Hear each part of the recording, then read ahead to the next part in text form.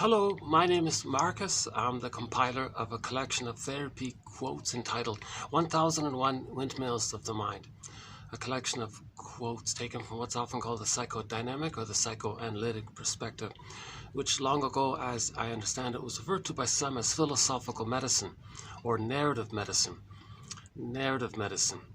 And part of finding our narrative is a theory around internal working models where object relations theory.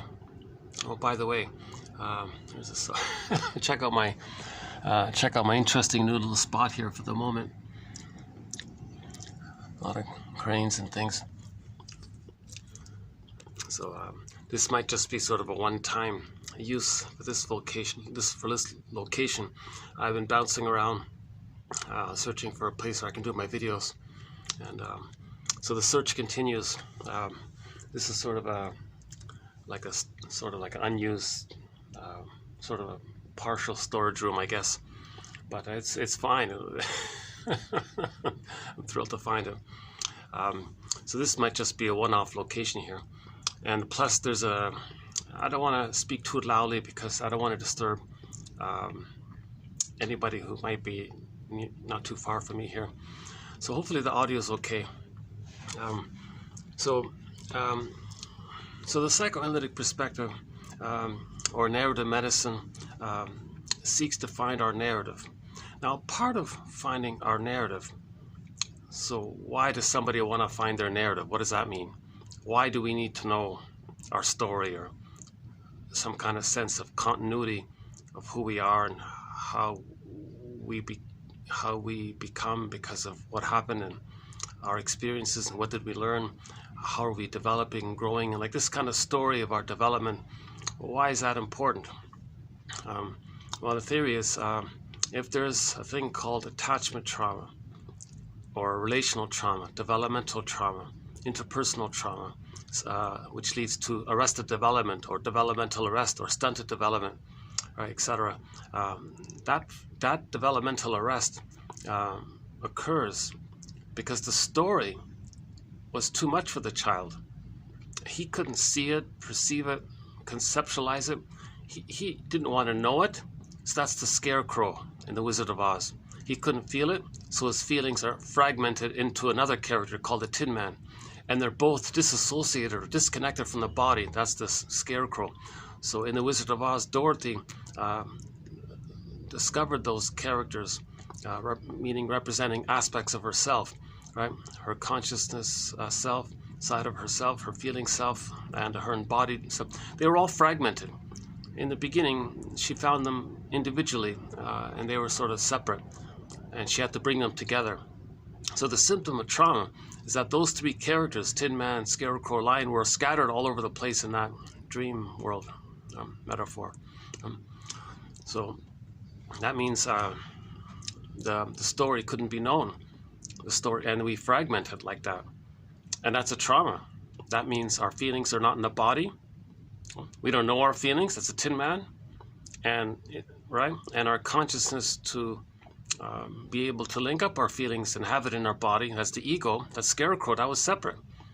So hence, the byproduct of all this is that when the child can't perceive what happened, he can't know a story, he can't process it or conceptualize it, have some kind of symbolization or formulation or some kind of concept, some kind of acceptance, some kind of recognition, whereby he knows what happened to him.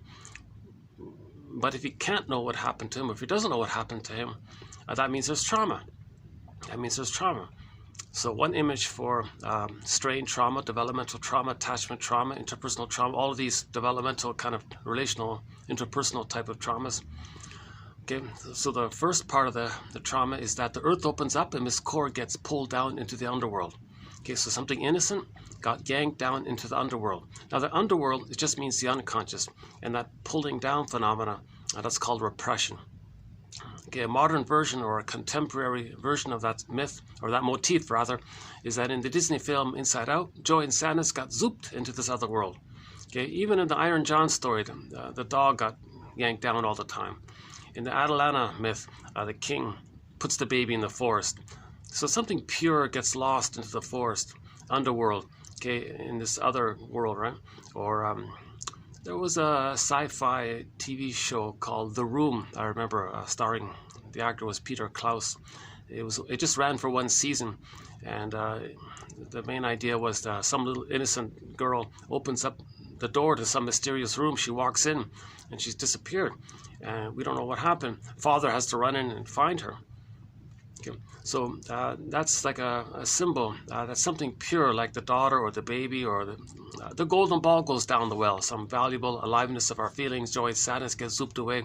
This core, the maiden, gets pulled down. Even that dog image, anything kind of alive and pure and real, it gets lost, zooped away. That's called repression.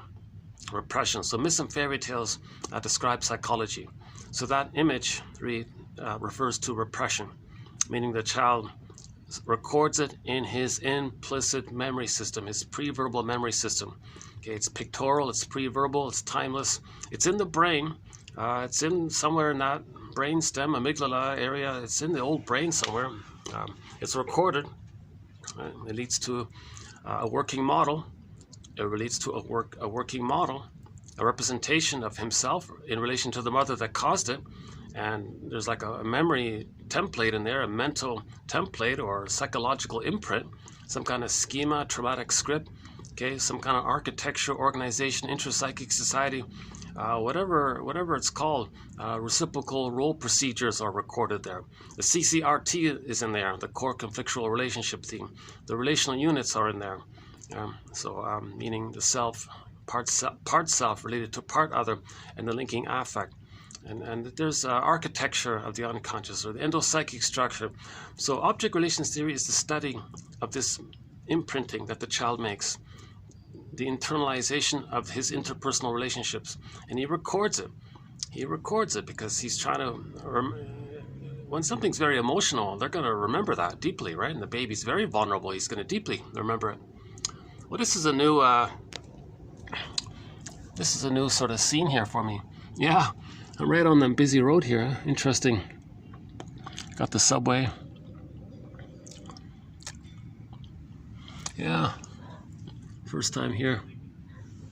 Not much else to show you really, but let's see. How about this way here? Some big advertisement. That's about it. My chair here. Yeah, there's the room here. Yeah. Nice little room. See, I don't want to speak too loudly because I actually can hear the people in the room across the road there. And the manager was kind enough. He said, if you're discreet and you're quiet, we'll let you use this sort of storage room here, but don't be too loud, he said. Nice guy, really nice guy, appreciate it. Yeah, very nice guy. And yeah, maybe he related, maybe he sensed, I'm alone, I'm trying to do my podcast here. Maybe he felt,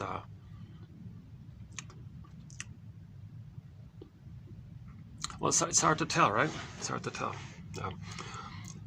Anyways, so by the way, in this video will be sort of a continuation of the last video. So the last video, we discussed a thing called role-responsiveness in TQ 2614.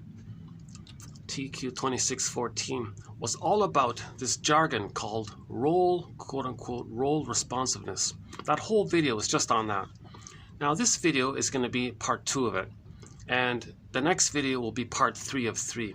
So we're doing a 3-video run, just trying to understand this phrase called role-responsiveness by Joseph Sandler, 1976. He wrote an article called On Role-Responsiveness. And I didn't know this, but it took the psychoanalytic world by storm. And everybody's very excited about this phrase. It doesn't fit grammatically too well, but people are very enthusiastic about his phrase, role-responsiveness. Because as I mentioned in the last video, it adds a little warmth to the whole idea of reenactment, repetition compulsion, projective identification, countertransference, countertransference, this whole issue of trying to recreate in the present something that represents the past to try to finish the past, process the past, metabolize the past, know our story, let the ghosts become ancestors, let the Furies become the Univities, okay, let the ghosts to rest, or the ghosts become ancestors. So with trauma, we repeat what happened in the past, in the present, with the fantasy that we can undo it. Plus, it's a template there. It's like a stencil. So we superimpose this working model into the present, distort the present to fit it, right? And then we're still living in the past. So the main quote is from the Greenberg film. The guy said, the shrink said to the guy, quote, "You have trouble living in the present. So you're dwelling in the past. You're dwelling in the past because you never really lived it. You lost your story. You don't know what happened to you as a baby. It was too much too soon. You disassociated, fragmented. Okay, Tin Man, Scarecrow, Lion, all fragmented." Now, another image for the first part of trauma is that, so that's part of it, maybe the fragmentation of it. But the primary image I want to stick with is that of repression. Right, Earth opens up, Ms. Core gets pulled down into the underworld, the unconscious, non-reporting brain. So again, that zooping down, right? That character yanks Ms. Core down. That's a very dramatic, scary image, but it's just a metaphor. It's just a metaphor. Myths and fairy tales are metaphors. They're metaphors for internal dynamics, right? They're like soul stories. Yeah, I can actually hear them, eh? I hope they're not hearing me, Jesus. If I can hear them.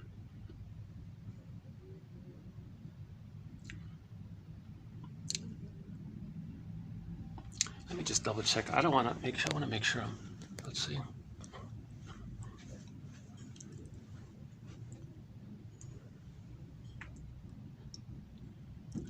Okay.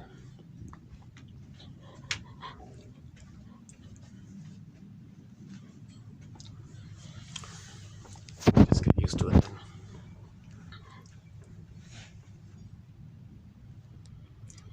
Oh, it's nice to be in a quiet room. This is busy. It's very noisy in the busy concrete jungle here.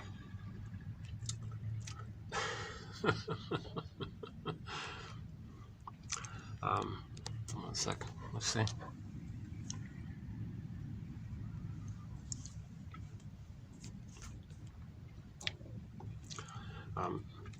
Okay, let's go back to part one sort of concept, to have a concept around developmental, interpersonal, relational strain, attachment trauma. Okay, so the pureness, the child's pureness, his feelings, his need, his pureness, his aliveness of affect, his needed affect, his appropriate affect, his golden ball, the joy and sadness range gets zooped away, okay, pulled under, etc. Right? So that fragmentation, so his soul gets put into cold storage, put it that way. Cold storage, another metaphor. Yeah, there's the subway. Yeah. I don't know why I'm so dry. I don't know why that sort of...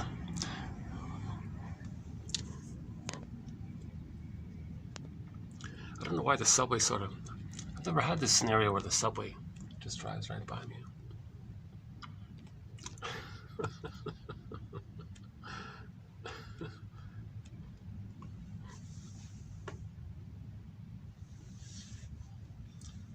So,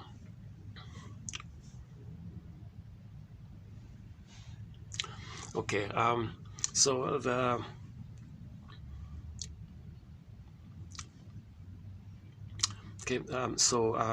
the repression is one, right? So following the repression, the pureness getting zooped away into metaphorical cold storage, or lost in the forest, or in the Disney film Inside Out, joy and sadness were lost into this magical other world, right? Similar to Dorothy was lost in this dream world of Oz kind of thing, searching for the fragmentation that takes place with repression. In the sci-fi film The Room, the father had to search for his daughter kind of thing, and these other stories, right? And in Iron John, you know, when the protagonist's dog got zooped away, the line was, "This must be the place. This must be the moment." of the trauma where I lost my embodiment. Okay, so when we lose our golden ball, we don't really feel embodied.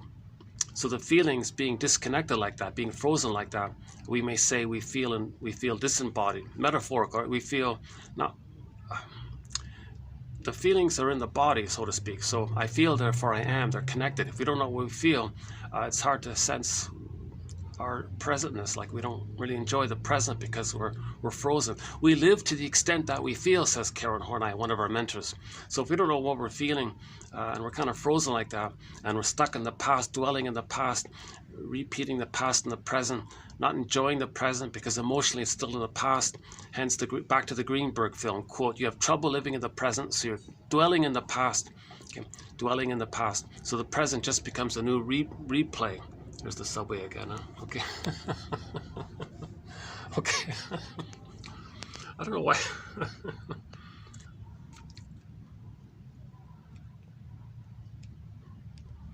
Yeah.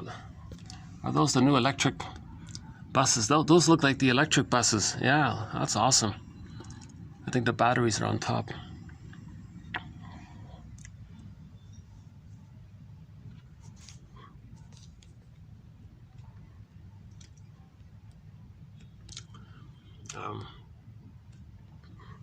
Okay, so if following the repression, okay, the byproduct of how we feel afterwards may be like we feel metaphorically frozen, okay, or petrified emotionally. So the image is the petrified frog. So I'm going to borrow that image from the sitcom The Many Loves of Dobie Gillis. The character Maynard Krebs had this hobby of collecting petrified frogs. Maybe it was the idea of presenting the image that we may feel some uncanny kind of sympathy for that image, because we may feel like that. Quote, you look like how I feel. That artwork, or this looks like, resembles how I might feel. Something like that, right? So, or the frozen woolly mammoth in that block of ice up in the Arctic tundra, or somewhere in Siberia, wherever it is. So that woolly mammoth, he's like frozen. We might feel emotionally like our embodiment is frozen like that woolly mammoth. A more dramatic one is the statue, where we feel like we've turned to stone, like that song by Jeff Lynne, Turn to Stone. I don't know if he's borrowing it from the Narcissus myth, but in the Narcissus myth, so again, myths and fairy tales, all of the characters in the myth or fairy tale represent personified aspects of one mind. They're not separate characters in some kind of external story. So the main characters are Echo and Narcissus.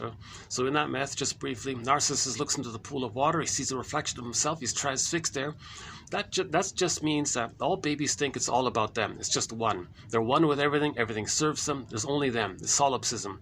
Nobody's presented the theory that when the baby's in the uterus, that he understands that he's himself and his mother's a separate person. There's two people there. He gets that. No one has offered that.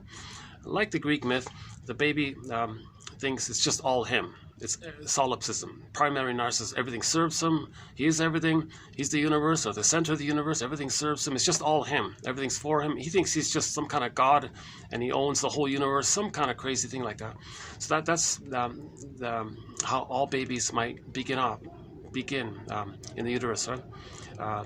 So their eyes are closed in the amniotic sac, and they're one with this powerful mother, not knowing that the powerful mother is a separate person. Now that powerful mother, okay, he thinks that power is his, it's him. It's called infantile megalomania, or grandiosity, or the neurotic pride, or the idealized self, the glorified self, the ego ideal, a lot of these terms to describe taking refuge in this grandiose part self. So all babies sort of begin off with that phenomena. Now, the mother is meant to emotionally see and emotionally love and provide her reverie, provide her soothing, provide her, like, to see the child as for his uniqueness, for his mystery, so that the child feels seen by the mother. Then the child gets that kind of interaction, that someone loved him and saw him and soothed him. The child felt, whoa, there's someone who loved him, and he was loved by someone. So that moves towards differentiation if there is another person who loves him. Now, if a child doesn't get that for whatever reason, he's going to be stuck, frozen, like that image of Narcissus stuck, transfixed with the image, with the image of the reflection of himself, right? One self-help book is entitled "The Object of My Affection is My Reflection." So that's a symbol, that narcissist story. Now, when that takes place and he's not being emotionally fed and gets the reverie and the soothing and the relationship, the positive maternal experience, the mother provides the baby's symbiotic needs, his merging needs, his oneness needs, and then the child feels safe. He's not getting his needs emotionally fed. He's not getting emotionally fed or loved, right? So he's going to be stuck there. Now, if he's going to be stuck like that, his soul, it feels a lot of pressure. It's going to disassociate. Now, that image of Echo, that character who flies off on the corner there, okay, that's the symbol for disassociation of the soul. So Echo represents the soul of when a person isn't loved and they're stuck with that primary narcissism, still waiting to be seen and loved. Okay? So now in that myth, we know narcissists turn, at the end of the story, narcissists turn into that little flower, representing the illusionary aspect that he's a little god, right? The narcissus flower. There's a whole story about that. But another underappreciated facet that I don't hear anybody talk, I don't think I've ever heard anyone talk about it, I just barely found it, was that Echo, at the end of the story, became a statue. That's a symbol of how we feel frozen or petrified when the baby isn't loved. Okay, so that's part B of interpersonal relational attachment trauma, that we're going to feel like that statue or the frozen woolly mammoth or the petrified frog, and a couple of other sort of similar kind of metaphors. Okay. Now this is expressed later on when someone in midlife might say, I feel like something's missing. I don't know what I feel or what my interests are, and is this all there is to life? What's going on here? So at that point, they're going to go on the second journey in midlife. That's called the hero's journey. Okay, to understand what happened, build awareness. That's why we have these quotes to build awareness. That's like building the nest. That's like building the basket. Then the egg can appear. Okay, again, the famous poet said, psychoanalysis looks for an egg in a basket that's missing. So first we weave this basket, we weave this nest, then the feelings and the potential, the egg will come in of its own accord. We don't directly look for the egg without the basket. It's not going to work, right? So this nest is called building the ego, restoring the ego, enhancing the ego, strengthening the ego, the mind, the consciousness. So when we're more conscious, then what's unconscious can come into consciousness, where it was, ego shall be. So we want to build this consciousness. So that's maybe analogous to like how a frightened child, if he regards the parent as safe, he'll go to the safe parent. You know, if the child sees the parent as frightening, they might just hide in the corner, kind of thing. So we want to be a safe place for ourselves, for our own inner child of the past. Make it safe for our feelings to come back into ourselves. We got to make it safe. To make it safe, the theories, the quotes, the models, the understandings, and then somehow it weaves this nest. And we now have 10,000 quotes. Right, to that end, to weave this basket of quotes. So again, we have, although we're now doing our 2,615th TQ quote, each TQ quote roughly on average has 10 quotes in it. No, that's not right. We've done about 900 videos so far. And in each video, there's roughly on average 10 quotes in each video. So we have 9,000 quotes just here on this YouTube channel. And if one clicks the more link or the see more link or whatever it says, you'll see the 10 on average quotes posted below for each video. And so there's 9,000 quotes just right here. But for convenience, for a huge convenience, another subway, as a convenience, one can get this encyclopedia of insights from the psychoanalytic tradition, okay, called 1001 Windmills of the Mind, through the coffee page. Right? So the link is below, www.buymeacoffee.com/psychoanalysis. Coffee is being used as a countable noun, so it's a coffee. Right? So buymeacoffee.com/psychoanalysis. It's an incredible value. And it's a huge file, and you'll get the full 10,000 quotes.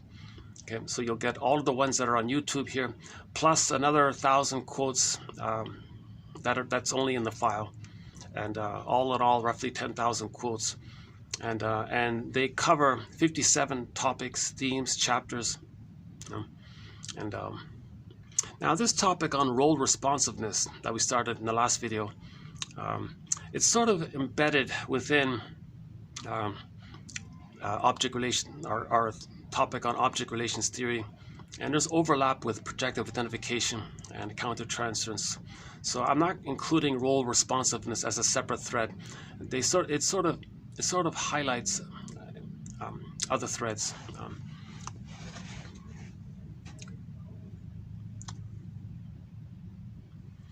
Well, I'm certainly hoping they're not hearing me. I don't think so. Yeah, I'm very self-conscious about that. I don't want anyone to... Well, the truth is, I get a little... You know what, if I hear... I don't think you can hear it, but just beside me there's like... The speakers... Okay, hold on a second. Let me distract myself here. Yeah, maybe it's because I've had so many kind of interruptions, like pretty much constantly. Maybe I thought, oh, there's another subway. Okay.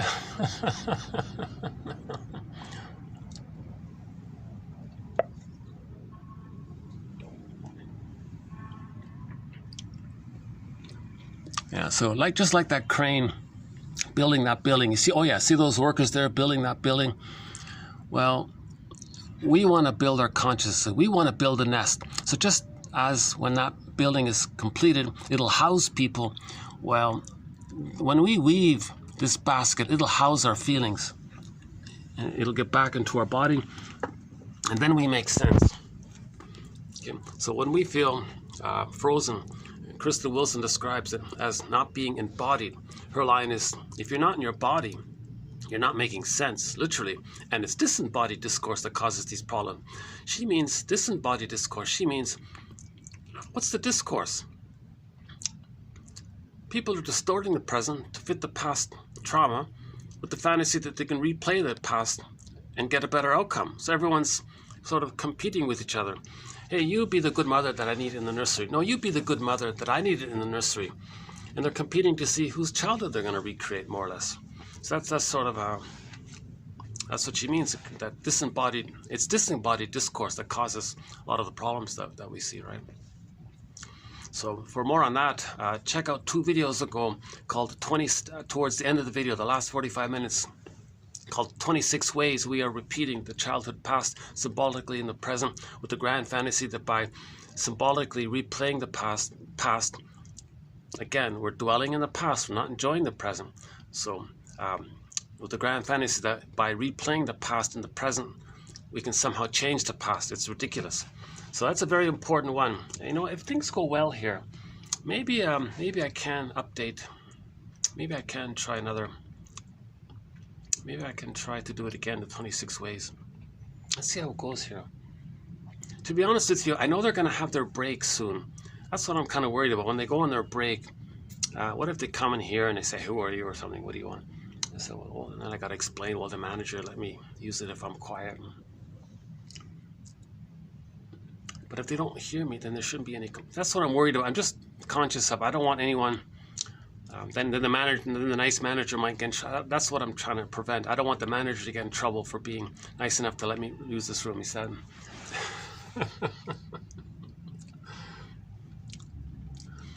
Boy, I really bounced around a lot. Right? This has got to be my 10th hotel. Oh, there's another one here. This has got to be like my 10th.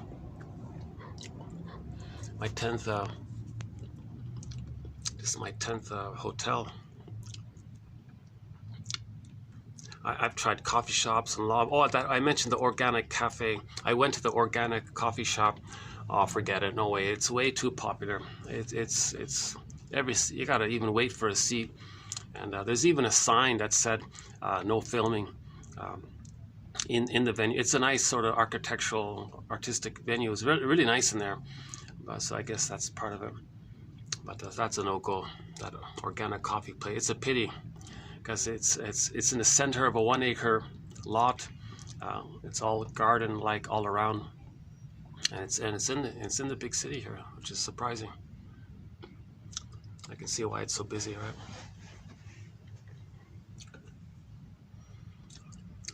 Yeah, I can see somebody strolling their, moving their suitcase around. I feel like that. I'm on the road again, looking for a place where I can do my videos. So where were we? Hold on a second. Where were we?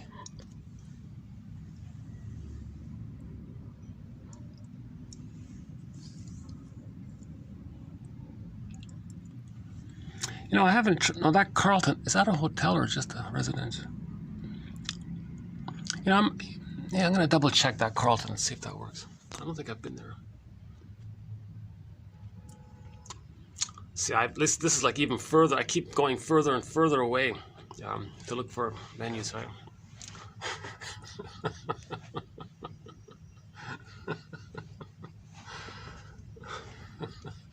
I don't know why it's funny.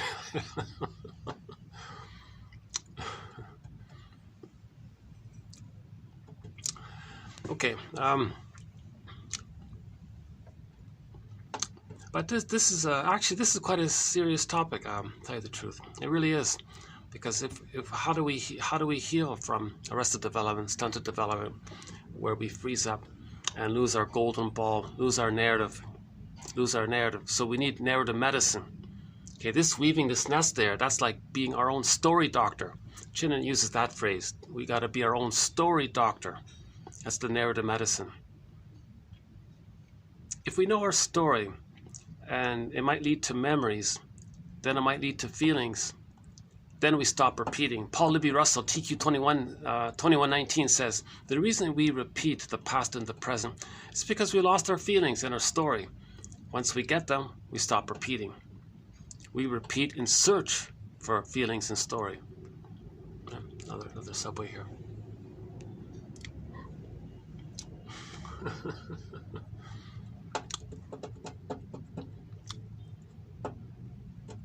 Geez, I notice recently I'm more distracted by that. I don't know what's going on with that. Why am I being a little more sort of easily distracted?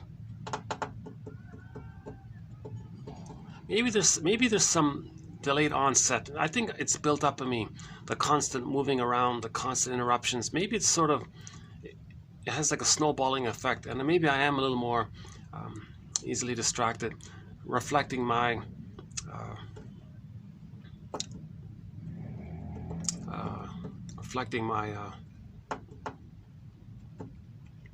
annoyance at trying to find a safe place where I can do these videos. But I gotta say, we did a whole batch of excellent, in my opinion, some of the best videos were done fairly recently, not too far from here, during the past 8 months here. Yeah, I would say most of the videos, by and large, overall, most of the videos for the past roughly 8 months, I would say overall, they've been pretty good in terms of not only the quality of the quotes, all around, in every video, the quality of the quotes, I believe, are very strong. But in terms of my delivery, I would say the past 8 months have been a little bit better than they were before. So there's been some improvement in my delivery. It's a work in progress. Again, I haven't been analyzed. I'd love to be, and I'd like to face my, the gaps in my narrative story. I want to find my story and lay the ghosts to rest and let the Furies become the Unemities. The Unemities, okay, they serve us. Whereas before the Unemities metaphor, so the Unemities in the story of Orestia, they were like the sentries for the soul castle. So we all live in a psychic house called the soul castle, and when we have our feelings, that's called the Unemities, telling us the link revealing the link between I feel, therefore I am. That's the Unemities. I feel, therefore I am. The Unemities were the sentries for the soul castle. Again, the metaphor for the link between I feel, therefore I am. Now, in trauma, we lose that sense of self, and where are the feelings in relation to that? What's the condition of the feelings when we feel empty inside or whatever? That's the Furies, right? Meaning what the child felt when he was unloved. Masterson's phrase for this is the abandonment depression, an umbrella term for the baby feeling helpless, hopeless, powerless, rage, terror, scared, desperate, voiceless, the scream painting, participatory anxiety, that whole bundle of feelings that any baby would feel if he believed he weren't going to make it. So if the mother's misattuned, not around, the baby might think he's not going to make it. Again, babies don't understand time. If he doesn't see the mother, the baby thinks, I have no mother. During that time, he thinks he has no mother. He may freeze up in a short time like that. Who knows, maybe instantly. So that's why the mother has to have that secure bond there. All babies need a secure bond with the mother, okay? Called whereby the mother's attuned to the baby's needs, understands the baby's signals. She's the symbiotic object for the baby, the self object for the baby. The baby, the mother's there to meet the baby's needs. So that's called the maternal holding environment, the positive maternal experience. The reverie's there, the line is there. The line, when the baby's suckling, the nerve endings in the breast line up with the nerve endings with the child, and it lines up. That helps the mother to pick up the signals to the nerve line. Then the mother instantly knows what the baby wants and needs, and she can provide it automatically. And the theory is it's even musical. There's like a flow there between the baby and the mother, like there was a flow in the uterus. Baby, cord, placenta, mother, placenta, cord, baby, 1, 2, 3, A, B, C, do, re, mi. There's some kind of flow there. And that kind of musical line like that, it's meant to continue for the first 4 to 5 months, most in particular. It's called the psychological egg. So this in this extended womb, this social womb, this interpersonal womb, it's just the two of them, mother and the baby. And the mother has to, like consciously, in her conscious motherly presence, provide that, let that music play on with the baby. And it's called attunement, where the mother's attuned to the signals. I don't know why they call it attrainment, but I prefer attunement. The mother's attuned and she gets it. So we have a whole sort of separate thread on why a mother might have a problem in this area, causing the baby to freeze up, repress his feeling self, put his soul into cold storage. He feels petrified, and then he's going to live in the past, and he's going to be afraid of the present. He's not going to enjoy the present. So at midlife, you might say, back to the midlife issue, he might say something's missing. When does life begin? I feel like I'm living the provisional life. I feel like I'm living the unlived life. Is this what life is? I feel like something's wrong here. Something's off here. Life's not supposed to be a dresser. What am I waiting for? Like, when do I live? Like, when do I begin and feel and really feel? What he's missing is the embodiment. So he's got to go search for the golden ball. So in 1 minute, right, golden ball goes down the well. Okay, the princess has to ask the frog, meaning facing shame, to bring up the golden ball. So when there's trauma, there's facing shame. A big part of healing is got to face the shame, how we feel. Shame being one of the affects in the umbrella of the abandonment depression. Okay, in the Disney film Inside Out, in order for joy and sadness to come back to the console, okay, so healing did take place in that film, right? But for most of the film, the soul was lost. Joy and sadness were zooped away. Okay, that's the feeling self, the ontological self, the psychological self, the sense of self, and having the wide range of feelings. So if joy is lost, if sadness is lost, okay, that means the person doesn't enjoy the present. They don't enjoy their interests. If sadness is lost, they can't accept loss. That means they can't mourn. That leads to complicated grief. Reparation, regret, apology, empathy, care, even kind of like a sensitivity and tenderness. And if the feeling self, if joy and sadness was zooped away with trauma, okay, so what was left at the console? If you haven't seen Inside Out, I can't recommend highly enough. That film has won a Golden Windmills in the Mind Award, by the way, one of the 21 issues so far. So what was left when joy and sadness was zooped away, what was left at the console? It was just a survival mechanism, the amygdala, okay, the fear and the anger, mainly, right? And the third character was disgust.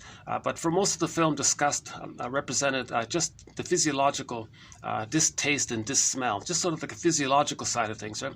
So it was mainly fear and anger, right? So fear is sort of like the secondary response. When the child is overwhelmed with fear, he can't run, no motor skills. So when the baby's traumatized, he's going to get all this cortisol baby, as if the baby's brain is saying, come on, baby, run, escape. But the baby can't escape. He has no motor skills. Where is he going to go? So he's overflooded. Then it clicks over to the third reactive response to the anger. Now the baby's screaming, he's crying, he's angry, and all this, right? He's hurt and he's angry. So these are not primary emotions. Like, these are not primary for a person. Okay, in normal development, okay, joy runs the console. And sadness might be like the second Spock or something, the second mate or whatever, because sometimes it's natural to feel some kind of sadness when things don't go. So it's also kind of a primary emotion, but the baseline primary emotion is that joy runs the console. Okay. Now, we don't necessarily mean great excitement and all that. So joy, one form of joy is the serene, inexhaustible fullness of being. You feel embodied. So that means joy means you feel embodied. That means you enjoy the present. Enjoy the present. Joy is there in the word enjoy. Joy. So you enjoy the present. Another subway here. What's this for? Some kind of washing machine, huh? Okay.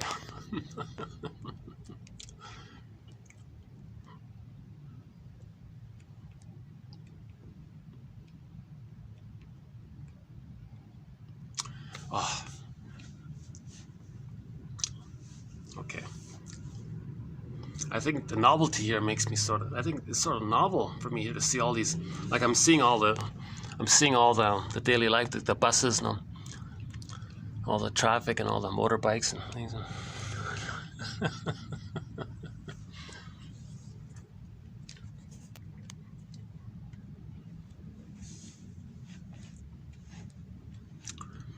Okay, sorry.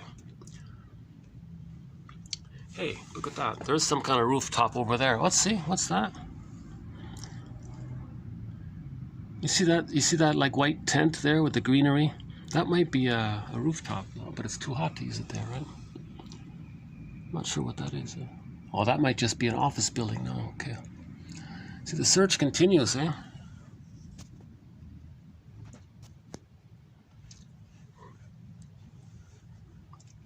Well, I'll check in with the manager. If everything goes well here, maybe I can come here again sometime. Yeah, I can hear them next door. Okay.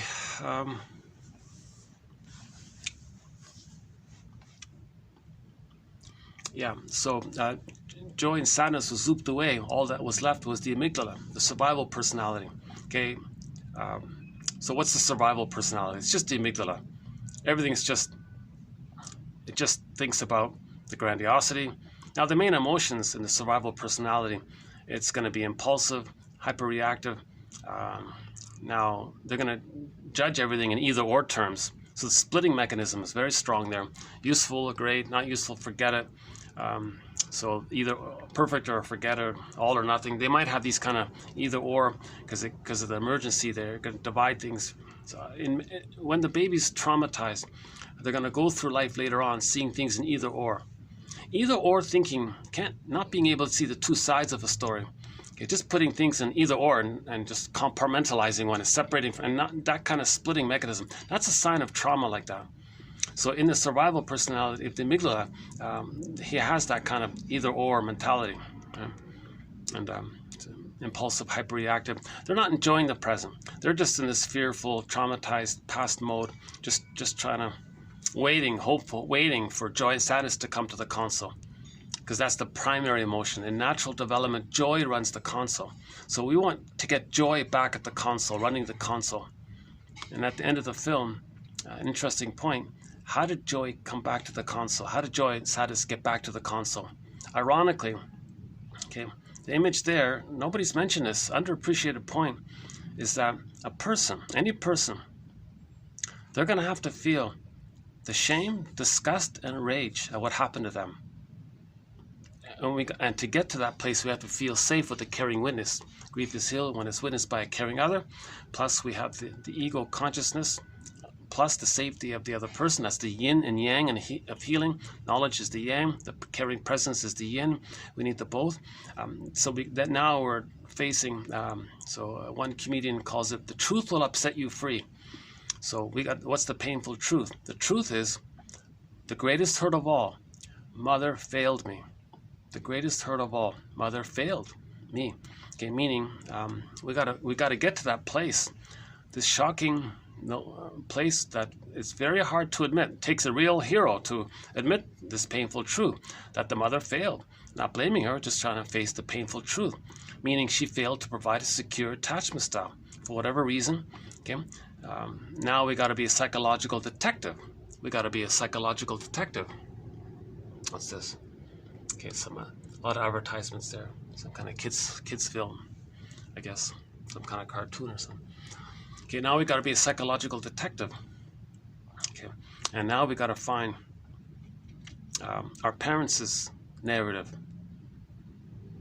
A quick place to start is on YouTube. Look up Bruce Springsteen, Independence Day, Toronto. Listen to the introduction that he gives to that song.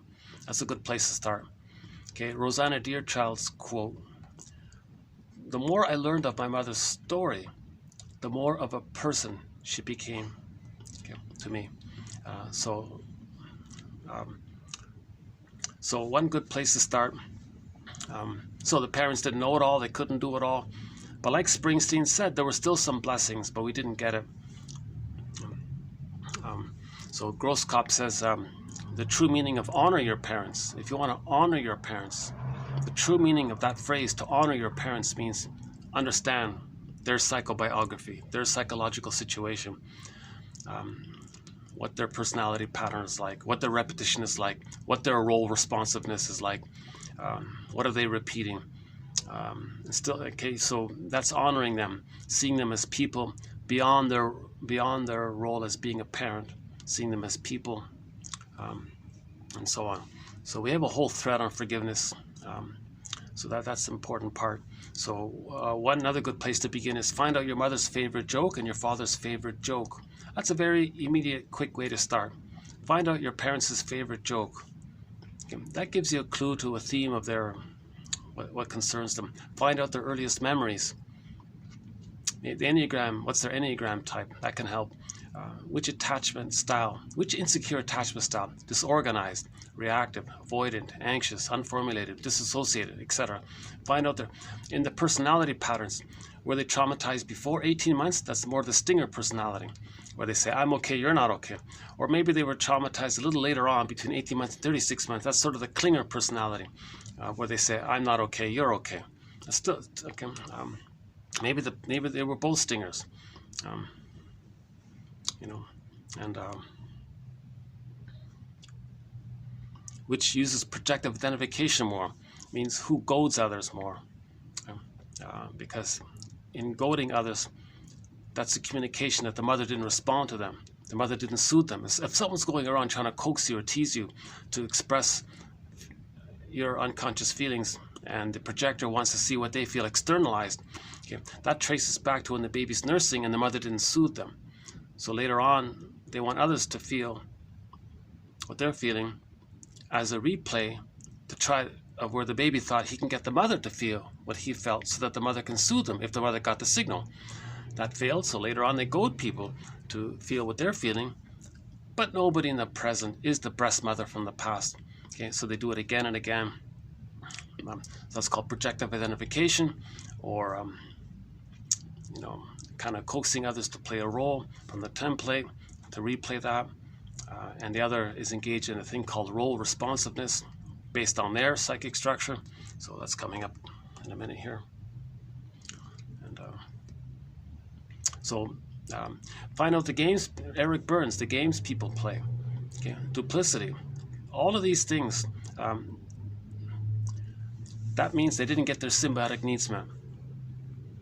All of these not making sense games, all of the rhetoric and the doublethink and the duplicity and innuendo and false premise and misleading and half-truth and confusing people and playing on and hedging, all of these kind of games like that, it's ultimately an attempt to part A, gaslight the other person, in effect, meaning you're not seeing them for their reality. And you want them, as a result of that, to sort of accept the role that you're trying to assign to them, or you want them to express something about yourself, meaning you want to recreate the missing fusion, because the baby was fused with the mother. They were one with the mother. So they want to get others in the present to be one with them. It can't be done. And even if they think they got close, it doesn't matter. They can't go back in a time machine. Nobody in the present can invent a time machine for a person. Take that person back to the nursery. Okay, that person in the present morphs into the needed good mother. Okay, the projector becomes the baby. Okay, the breast soothes the baby. Okay, he gets the wiring and the memories laid down. He has a psychological birth. He has his golden ball. He's embodied. Hop back in the time machine, come back into the present, morph into their respective present positions. And then the projector says, hey, I don't need to live in the past. I don't need to dwell in the past. I don't need you to play a role from somebody in the past. I don't have to dwell in the past. I can enjoy the present. I can enjoy the present. I don't need to dwell in the past. Greenberg film, again, quote, Shrink said, you have trouble living in the present, so you're dwelling in the past. So in projective identification, games people play, duplicity, doublethink, innuendo, all logical fallacies, tricky things, and all these rhetorics and propaganda, and all this kind of confusing, and all these games people play. Eric Bird, I think he wrote a best-selling book called Games People Play. You know, all that is because ultimately they're searching constant craving. Katie Lang's song, Constant Craving, the fusion, the symbiosis, the missing oneness. So that's a sign of trauma. They're hoping to, as if, travel back in a time machine and find the good breast mother that was needed. But nobody in the present can do it. But they're searching for it. They're searching for the good mother that didn't exist in the present, and hope that the present can be the past, because the baby doesn't understand timelessness. Again, the unconscious, there's no time. So we're trying to understand some of these past-present links.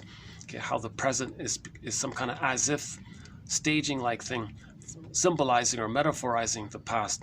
Okay, then we displace or transfer the past emotions, the frozen, unfinished business emotions of the past, into the present scenario, thinking that the present scenario is still the past, and by doing so we can get a better past, a needed past, a proper past, a loved past, the past that the baby needs for his development. It doesn't work.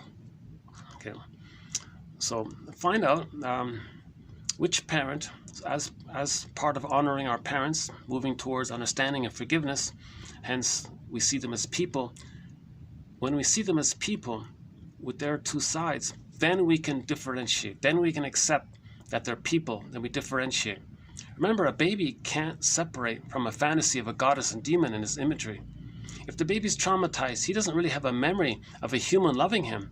He just makes up goddess and demon imagery, so he can't differentiate. So Rinsley's quote is splitting precludes differentiation. Okay, so in the forgiveness process, the split images that the baby makes of the mother, not based on any kind of personhood there, of goddess and demon, it blends in together to a human representation, and then we separate from a human. When we forgive the parent, in effect, we reach the place where we can accept the parent's love that would have been there had the mother been able to love normally, right? And we can get to that kind of difficult place. Then we feel a certain safety within ourselves to then differentiate once we accepted the parents. So that's why in the healing process, we got to understand our parents' psychobiography. That's called honoring your parents. Very important point there. Grosskopf's first book was called Forgive Your Parents, Heal Yourself. But I think his sequel was better. The second one was called Understanding Your Hidden in Plain Sight, Understanding Our Puzzling Emotions. That one there. Okay, so that's like a whole separate thread, this whole forgiveness line. We could easily do a 3-hour video just on forgiveness. Maybe one day I will. Yeah, I think that's a good point. That's a good idea. I think we have enough quotes to do a 3-hour video just on that one. Or close to it, at least. So the truth will upset you free. What's the truth we're trying to face? The greatest hurt of all mother failed to provide a secure attachment style.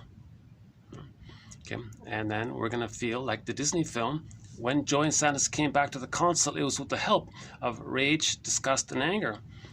Rage, shame, disgust, and rage brought back. You see, notice that? Joy and Sadness was flapping at the windshield there in the movie, right? It was only finally when the person felt the rage and the shame and the disgust, then they come back into the console, you know. It's like, oh, traffic jam, huh? Isn't there a song about a traffic jam? I'm not really a James Taylor fan. Oh yeah, it's fire and rain. I've seen fire and I've seen rain. That one, that's okay. He's got that other song, the traffic jam. Yeah, they always played it on the car radio. I remember when it was a traffic during rush hour. Damn, this traffic jam.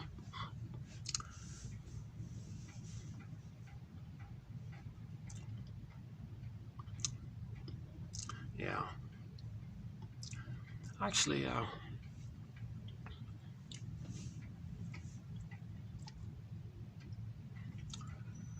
okay, so we want, okay, let's get back on track here.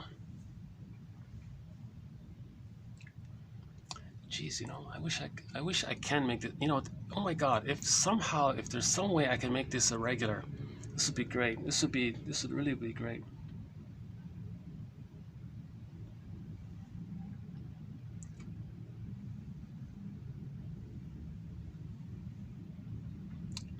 Yeah.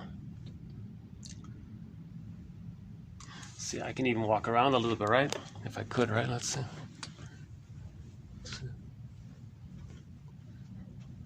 Still there. Oh, hey, I think they're finished. Hey, you know what? I think that meeting next door is finished. Oh, that's good. Okay. Oh, I think they're done. Oh, that's great. Well, that's a bit of a relief. If that meeting next door is over, that means I don't have to worry about bothering anyone.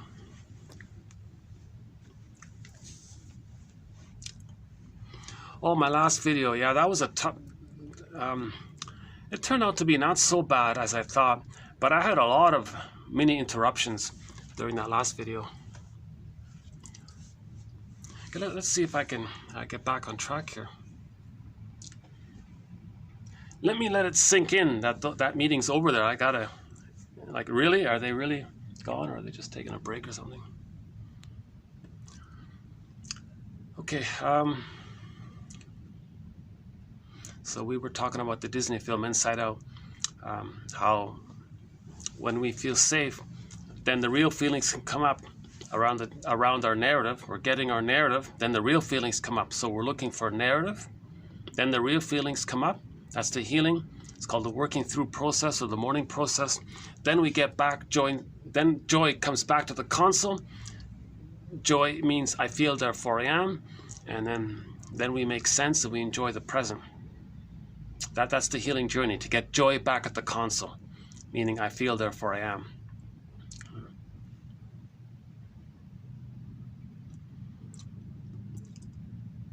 Okay, in 1001 Windmills of the Mind, we sort of break down sort of the personality patterns that develop around where along the developmental continuum the fixation takes place.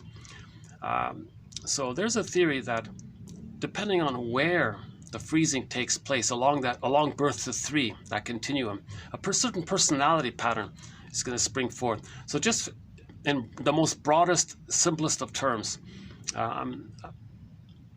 the various personality patterns that freeze up before 18 months, they're the stingers, let's say, because that's more pain, that's more anger. Okay, so there's so in other words, joy is very deep in the unconscious forest, down a tunnel, down a cavern, down another tunnel, down another cavern where the light is never shown. So they're very far away. So the anger is more pronounced, and so the protagonist has a harder job to let himself feel access to his wounded true self, you know. Oh, another one here.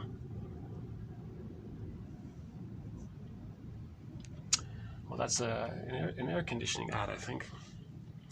That wasn't a very good ad because I read the slogan on the side of the subway.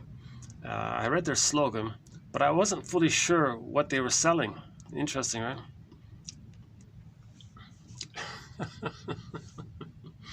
Or maybe they created a puzzle for people. Huh? So what product is that slogan referring to?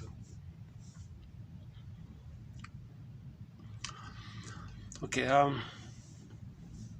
so the baby needs to enter into the oneness with the mother.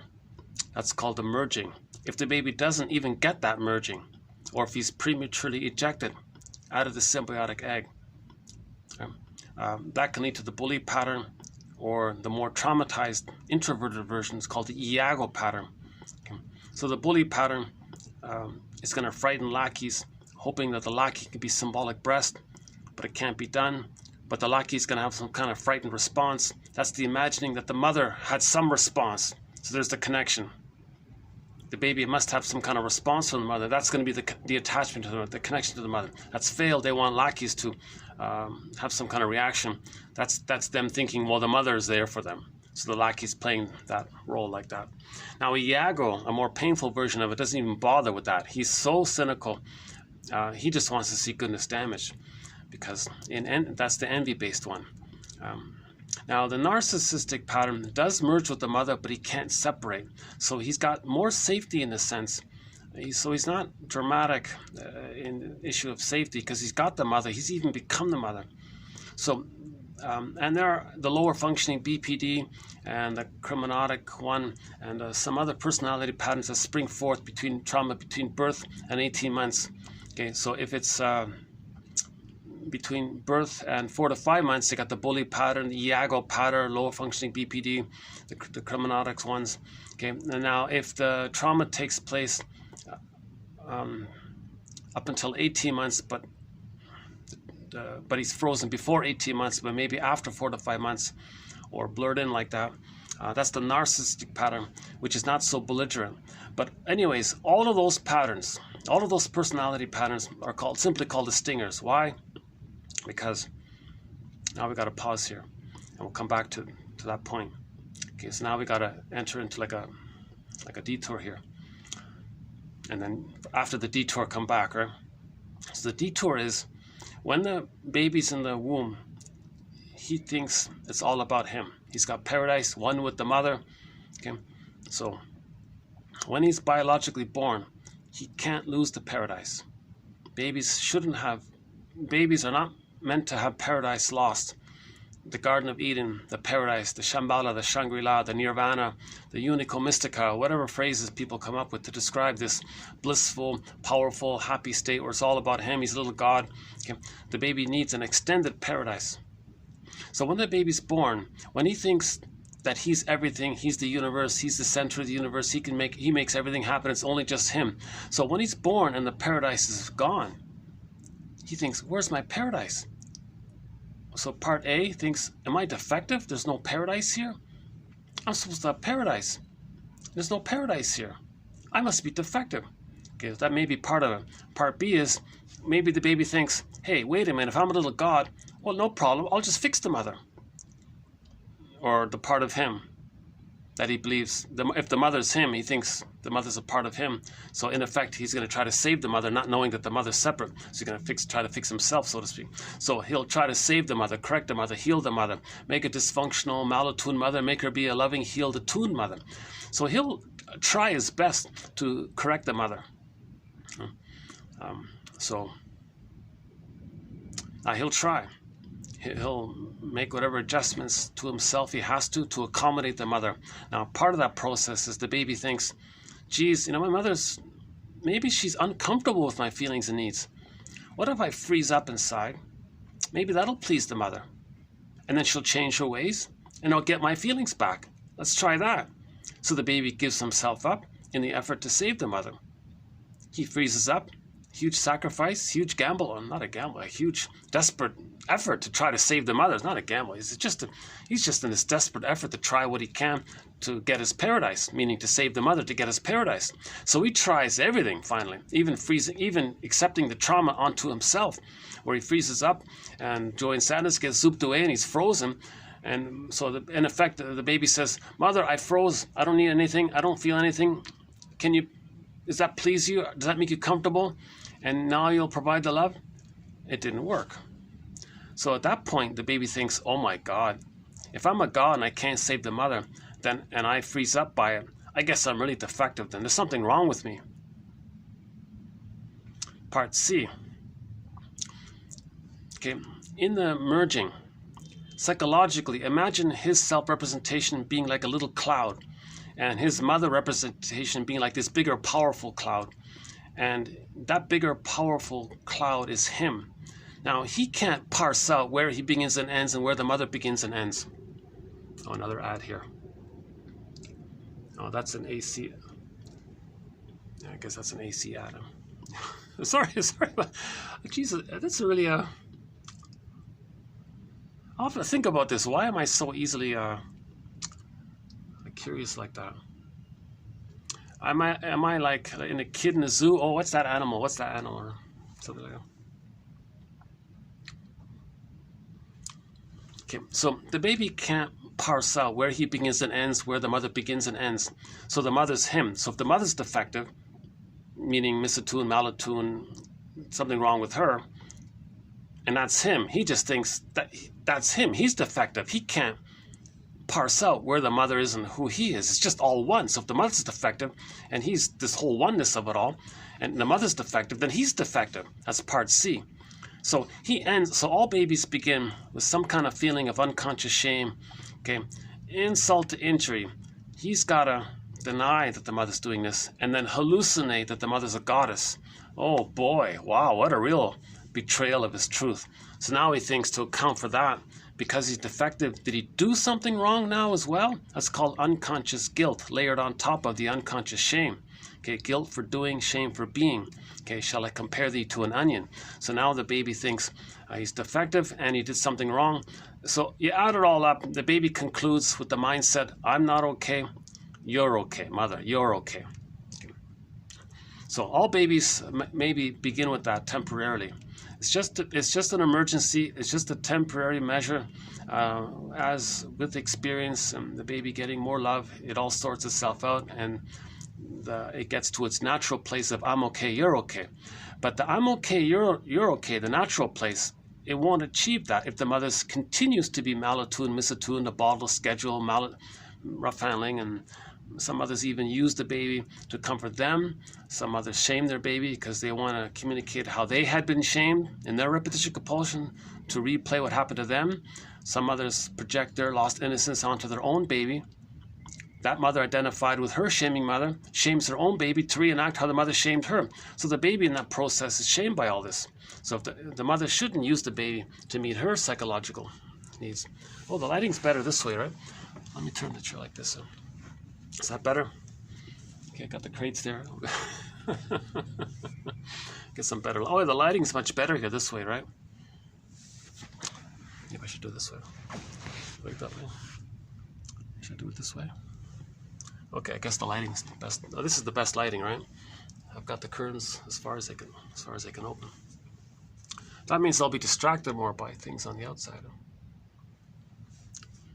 Okay, let's. Oh, sorry. I hope you don't mind. Too bad I can't cover this crate thing. Oh, it's not a big deal, right? Okay.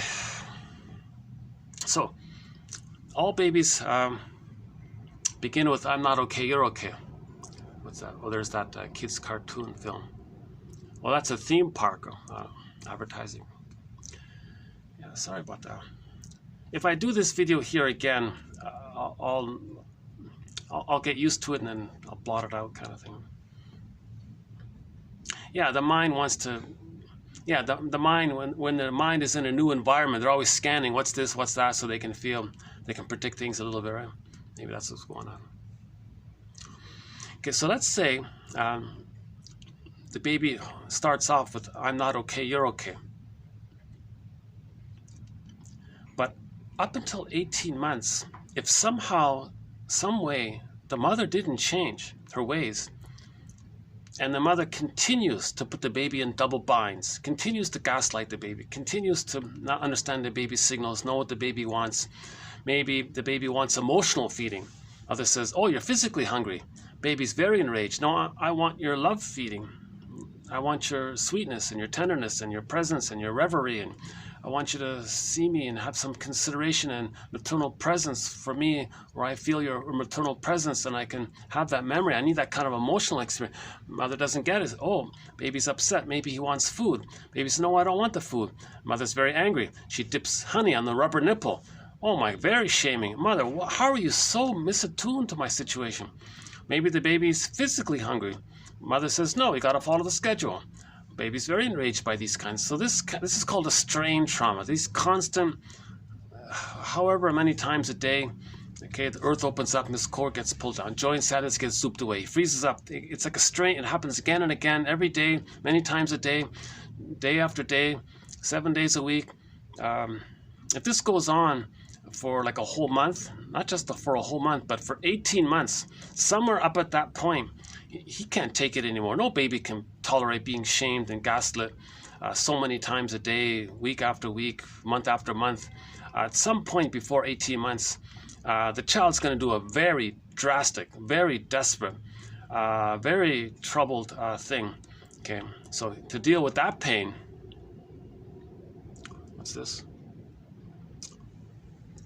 I'm not even sure what they're selling. Well, all I saw a picture was a guy holding a crab. I'm not sure what. Oh, the crab. Go to TQ 2519, and we have a very good quote from the 60s show, Route 66, about a crab. That's a very good quote about the crab. Go to 25. Sorry, did I say 66? I meant 99. Go to TQ 2599. TQ 2599, Route 66, the first one there. There's a very good quote about a crab, a metaphor for trauma. That's a good one.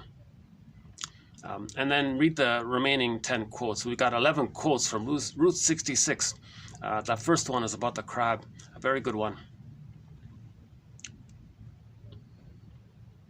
Yeah, actually that image of the crab is very similar to the Disney film. Yeah, when joy and sadness get zooped away, that's like the crab falling out of the shell, and then the shell was the marching of the shell and the sword and all. That was the fear and the anger at the console. So anger was sort of mainly at the console, right? Fear was easily overwhelmed too much, and anger was mainly at the console. Anger is like the third response to yeah. So in that quote, in trauma, he said to that woman, you're kind of like the crab that fell out of the shell that keeps marching and losing the soul, like the meat, the crab meat, the body, the whole crab was lost. All that left was the shell. And that's the survival personality. Yeah, again, go to that one, TQ 2599, and then read the remaining 10 quotes from it. That's a very good quote, TQ 2599. Okay, so let's go back to the constant strain trauma. If the child is being constantly misattuned, it's called a strain trauma. It strains, it accumulates. Some people even call it cumulative. It accumulates trauma. It accumulates to the point where somewhere prior to 18 months, the child does a very drastic thing. He feels so hollowed out, so shamed, so empty by all this. Okay, the baby thinks the mother was like some kind of I don't like some of the dramatic terms for this, but there's some very colorful metaphors for what the mother did to the baby. But anyways, the baby felt very shamed and emptied by this. So much psychic pain. He does one of the most drastic things. That mindset of his soul, his true self being not okay, he can't take it anymore. He's going to reject the existence of his own wounded soul. And then, Okay, there's a thing called projection. Something about yourself you can't face, it's too hard to know. Okay, projection. It's a technique. What's this one here? Some kind of a car ad. Some shiny blue car. Okay, looks pretty good.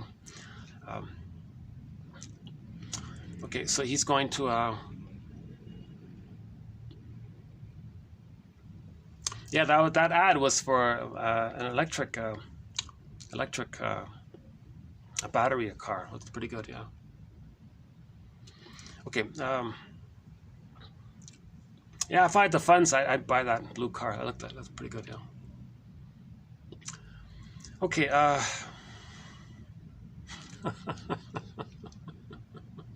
see, the subway cars pass by every like 2 minutes. Where's the next one? Next one coming? Hold on a sec. Let me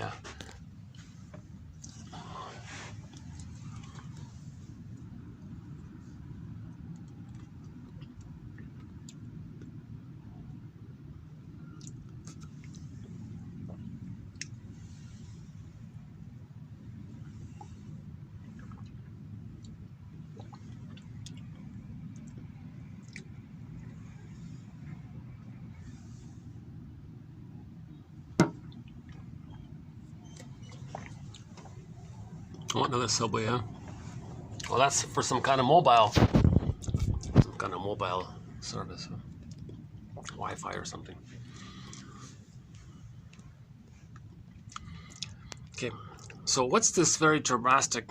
Okay, so defense mechanisms are maneuvers of the mind, operations of the mind, mechanisms of the mind, mental mechanisms, desperate maneuvers of the mind. So one of the most probably one of the most desperate maneuvers of the mind is going to be as follows. The baby's going to project his own wounded soul that he believes is no good, that belief that I'm not okay. Okay, he can't accept it anymore. It's too pain to have his soul, so to speak. So that belief, I'm not okay, he can't take it anymore. He doesn't want to. He can't be reminded of that again and again and again. He gives up. So the way to deal with that pain, it's too much cortisol. Okay, it's as if the baby's mind says to the to their own mammalian part of the brain, hold up, mammalian part of the brain. I know you want to send us more cortisol to flee and to fight with the mother, but we as a little baby, we can't really. We don't know where to go. We can't flee. We haven't really learned how to walk yet, or maybe we don't know where to go. We don't have that capacity yet, really. And we can't control the mother and change the mother. So mammalian part of the brain, hold up. I can't take any more stress hormones. I can't take any more adrenaline and stress hormones. Hold up. And the mammalian part of the brain of the child says, what are you talking about? What are you going to do here? You're in danger. Well, let me trick you that we're not. What are you talking about? Mind. So the child's mind's going to say, okay, let me trick you. Let you think that we're not so shamed. I'm going to believe, I'm going to deny it within. It's called selective disattention within, denial within, and then selective attention outward. It's called projection. He's going to project what belongs to him. It's like projection, right? Like a film projector. He's going to project it, like throw it out, expel it out kind of metaphor. He's going to project it. Something about him. He's going to see onto others. Brain, watch this, brain. I'm going to see those people over there, someone who's safe. I'm going to say those people or others or whatever, fill in the blank, they're not okay. So brain, I'm going to have the mindset that others are not okay, others are shamed, others are no good, others are guilty, others are shamed, others are defective. Okay, brain? So the brain goes, oh, I see. So that means, okay, well, that means we're not in that much danger, I guess. Well, thank you, mammalian brain. So you won't send me any more cortisol. Well, that's right. So that's a desperate attempt for the child to not feel too much stress hormones. If he tricks the brain to believe where he believes and gets the brain fooled to think that others are no good. Others are no good. Okay? So when he says others are no good, he's talking about himself, but he's going to see it onto others, and that tricks his brain not to send him too much cortisol. So if his soul, if his identity is of I'm not okay, is seen onto others. He says others are not okay. Then what has he got left? Oh my God. He can't accept his wounded true self. What's left? What's left? He even rejects his painful, shamed, empty self, and he puts it onto others and says others are no good. What has he got left? What does a child have left? All they have left is two parts. They're going to create a false self configuration comprising of two parts. Here's one theory, right? So, remember the grandiosity, baby? Narcissus looks into the pool of water. He sees a reflection of himself. Solipsism. He thinks the world is just him. So that only dissipates when the child is loved. Well, the child wasn't loved. So he's going to cling and take refuge in that old, archaic, false belief that he's a little god. It's called taking refuge in the grandiose part self, infantile megalomania, okay, neurotic pride, idealized self, glorified self, ego ideal, this kind of perfect image that he has, that it's just all about him, everything's for him, and that'll be his attitude. That's part of it. That's part A of it. Now, plus, that's not enough. It's too vacuous. It's a dream-like. See, the irony is the baby never was a god, so he's holding on to that fake, ghost-like belief that he was that. But it's not enough substance to have any kind of, it can't even comprise a false self. It's not enough. So part B is going to be that, oh, there was a mother who shamed him. Hey, he'll take all that. He'll take the shaming mother, the rejecting mother. He'll take that for his identity. He'll absorb that for his identity. So he'll become the shaming one. Now, so the grandiosity, of course, him thinking he's a little god. Oh, that's okay. And then the powerful mother, having more power, so that fuels the infantile megalia. That fuels his. Okay, that's some kind of clothing company. Okay, so if he identifies with the bigger god, that's going to fuel his little god feeling. So he'll end up with I'm okay, you're not okay. Those are the stingers. Okay, so the template sets the stencils like that. They're going to superimpose that onto the present. Okay, what caused that? They're going to replay it. They're going to replay what caused that. So they got to fit people into that stencil to replay with the fantasy they can undo it. So what are they going to replay? Okay, mother shamed them. Their wounded soul that's rejected, they're going to see onto others. So they identify with the aggressor. They're going to shame others to replay how the mother shamed them. That's the reenactment. It's called the negative match gesture, identification with the aggressor, okay, or the stinger personality. So now they're married to mom, of course, because they've become the aggressive mother. Their soul is onto others, so they're very outer focused, so they're very empty inside. So they're very strongly outwardly looking, right? They're always looking and projecting. They're always wanting others to fill in the role of their shame self, or they always want to. So they go through life wanting to either shame others. That's a narcissistic pattern. If it's the bully pattern version of the stinger, they want to control others, but still shame them. Okay, and the contempt is there, the controlling is there. See, the bully pattern they control because they don't want to experience any kind of loss. Remember, sadness is a way they can't experience loss. So if they're controlling, maybe they won't be triggered of loss. Hence, they're going to be very controlling to not experience loss. Now, the Iago pattern, he's the most severe, it seems to be, of this, where he doesn't bother with being the bully pattern or even thinking that he's one with the mother. He just wants, his only relief is to see goodness damaged. That's the envy. That's a big one there about the Iago pattern. So his technique is to get away with envy. He's the guy that sneakily spreads rumors against others and gets others against themselves, and then outwardly the goodness of the other two are damaged, and he feels that he's able to remove the source of envious feelings, because if he doesn't see goodness, if goodness is damaged outwardly, then he doesn't see goodness, then he's not triggered of how once upon a time as a baby he needed goodness. He needed goodness. Okay, so that's his idea. That's the idea about envy, hatred of the good. Okay, what's this one here? Selling some kind of okay, they're selling some kind of fruits.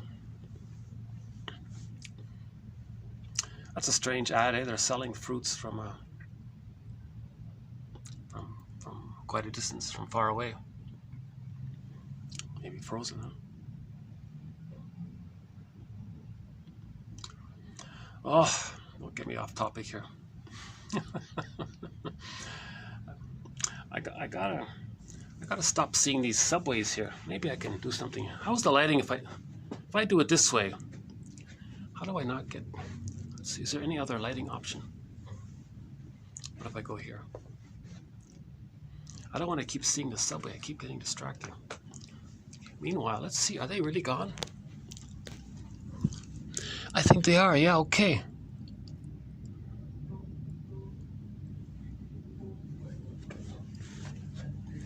Oh, no, I hear somebody there. Oh, no, I hear somebody there. Not yet, okay.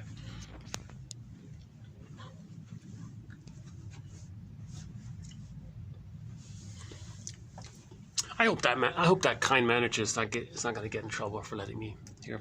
That does happen on occasion. I'll ask to use an unused space, and the junior manager says, okay, this one's selling a mobile phone.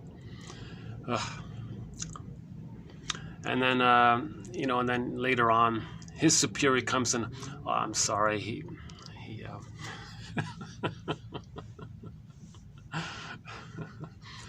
and then I have to beg the guy, well, don't, he was being nice, he was being very nice. And secretly in my mind, that junior manager should be your manager. You could learn something from him. You should be working for him.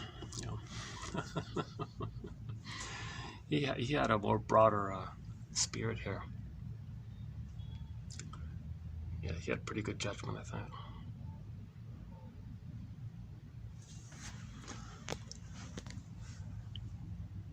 Yeah, of course.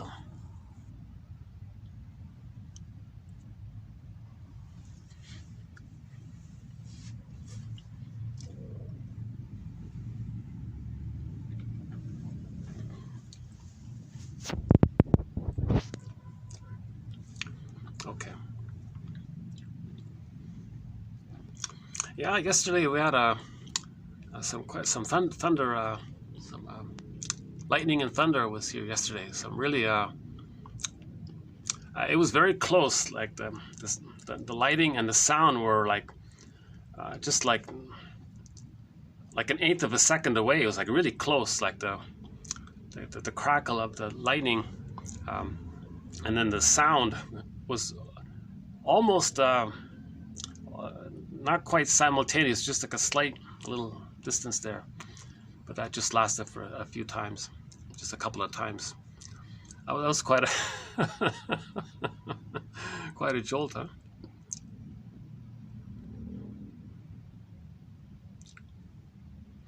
Yeah, the lightning sounds a little louder. I notice in this district or whatever.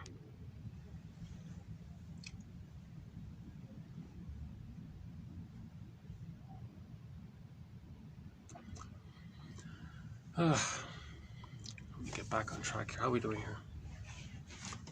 How's the lighting? Is that better? Oh, the lighting's okay here. Still okay.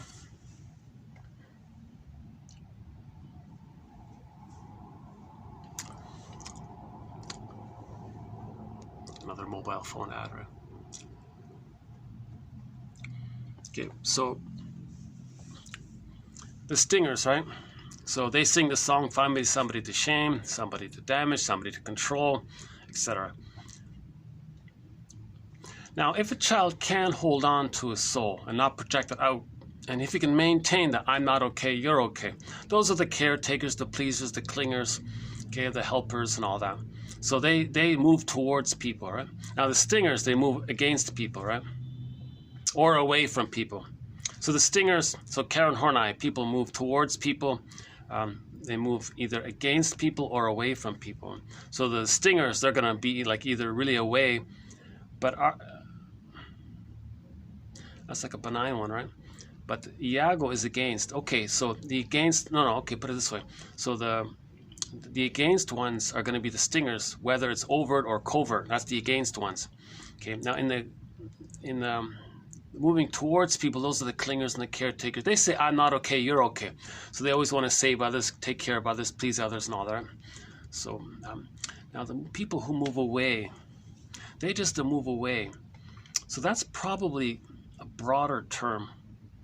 That seems to be a separate category where they can just withdraw and not be against or move towards.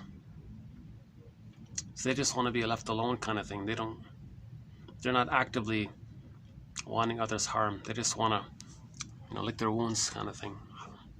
Withdraw kind of thing, right? Okay, so anyways, we have separate threads for the Iago pattern, the bully pattern, the BPD pattern, narcissistic pattern, and the codependent pattern, and the histrionic pattern. Is that it? Yeah.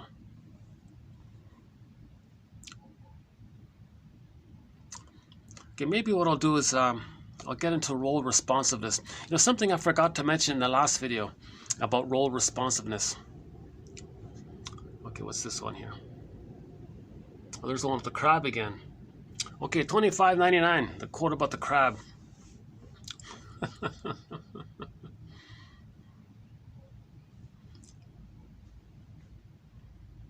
The hermit crab. It was about the hermit crab.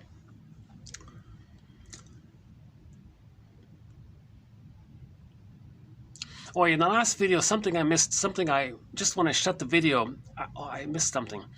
We recently did a video about the victim triangle, the Karpman triangle. His point was it really should be called the victim triangle. So the stingers, the ones who shame others, that's because they're the victims themselves. So the aggressors are victims underneath. So you got the victim proper, then you got, shall I compare thee to an onion? They might cloak it over with the aggressor, identification with the aggressor. So the aggressor side, the stinger side, of course they're victimized to do that. Alice Miller, quote, where do emotional abusers get their ideas from? Okay, answer, of course, from the nursery, from their home, from their mothers and all that, right? So the ones who act like the stingers, that's a cloak, like a defense, that identification with the aggressor one, that's like a superficial, aggressive layer over the underlying victimness. They can't feel the victimness. They don't want to feel that they were victimized. They can't accept that.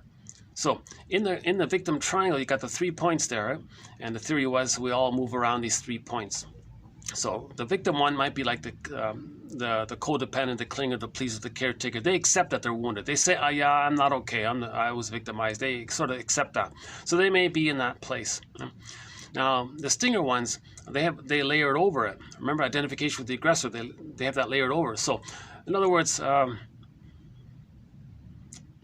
anyone who's in the aggressor mode, that's a symptom that there's trauma, that they were victimized underneath them. So I think it's a useful update. Let's stop calling it the Karpman triangle, and let's call it the victim triangle.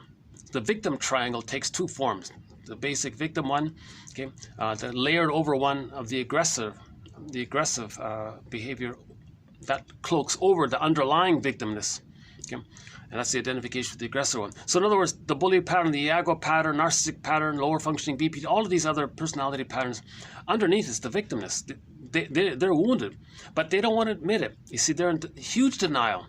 And all of that truth about themselves, they're going to say others are no good. So they'll mock the vulnerability or sensitivity of others. So they'll hate the feminine principle. Anybody with feelings or affection, care, tenderness, trust, oh yeah, well, they really hate that. Oh, you're a fool, you're a wimp. So all of the negative adjectives they may use when someone is trying to be themselves, but they're wounded. Oh, they can't. They hate vulnerability. They hate tenderness. They hate. They might even hate nature. Anything kind of like present, moving towards the present. Those kinds of things. So that's the aggressor with the stingers, right? So-called toxic masculinity for men and women. Okay, so this distorted masculine, meaning doing, and underneath is the wounded feminine. The wounded feminine, you see? So that stinger one, okay, that's called the distorted masculine principle because underlying is the wounded feminine principle, both in either male or female, right? So the masculine principle just means this whole act of doing thing, right? And that's a reaction. The hate is the reaction to the love missing. Love is primary, it's missing. Hate is the secondary reaction. Okay, so hate is not a primary thing. Hate is just a reaction when the love is missing. Okay, so that's another good point. And the third point on the victim triangle is the rescuer one.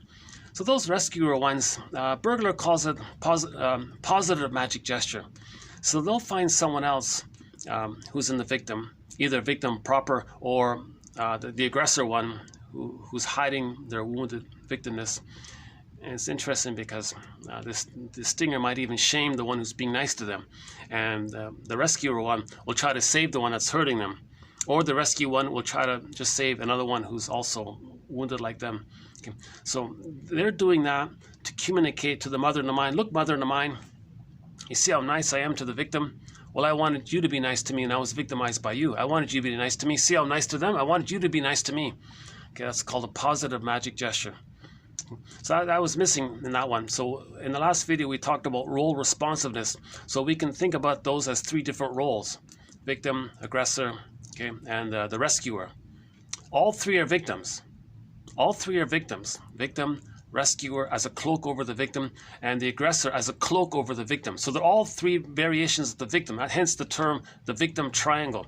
I find that immensely more practical and useful and immediate and realistic and on target rather than the Karpman triangle, because it misses something. The Karpman triangle misses it. Now that was a 60s phrase. That was popular in the 60s. But I forgot the author who pointed this out. He says, let's call it the victim triangle. I thought, oh my God, yes. What's this here? They're advertising some kind of a fashion, ladies' fashion now.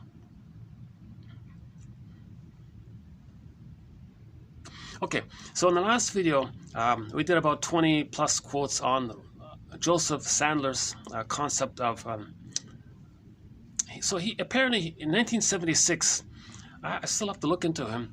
A guy named Joseph Sandler wrote a very popular essay called On Role Responsiveness, where a person may try to maneuver others, induce others, nudge others, put a pressure on others, try to coax others to play a representation, a role. Now them being hooked in and based on their template, they may actually play a role based on what's going on with them, and the projector is trying to induce that. So in other words, you're trying to get others to play a role, okay, that resembles the child's template. So you want to recreate the template. So you're going to distort the present, misuse the present, not really see the person in the present for who they are. So first there's the gaslighting. I don't care what you see, believe, think, believe. Okay, then you project something about yourself, some representation of one of the roles onto them, and believe that they have it. So now your perception of their identity is that they are, or they possess the thing that you projected onto them. Okay, what's this one here? Some kind of tour package, some kind of tour package deal. Okay. Oh boy, huh?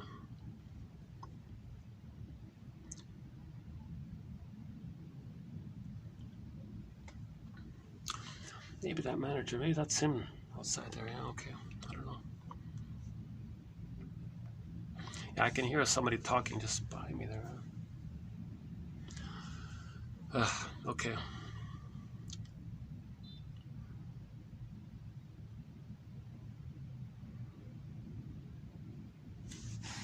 Let's see.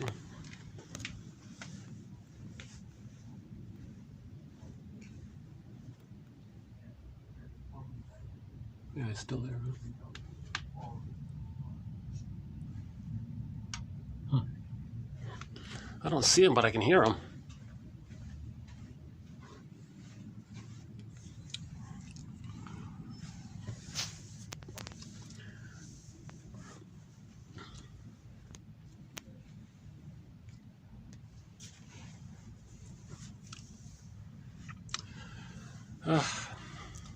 Gosh, it's really a struggle. Even here, I'm interrupted by conversation here. I've really, I did have a spot nearby a pool. Thankfully, most of the videos were done in a very nice little sort of like unused, slightly run down. It was going to be renovated old meeting room that was off to the corner. It was near like a pool that's like for the events place, and it was sort of away from everything. And I was able to do many of the videos there. It was quiet. I could bring in the good speaker and play some music.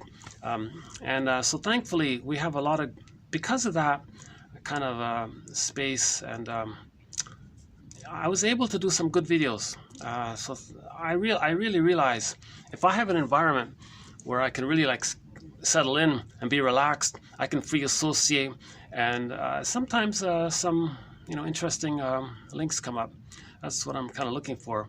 But when I feel too interrupted,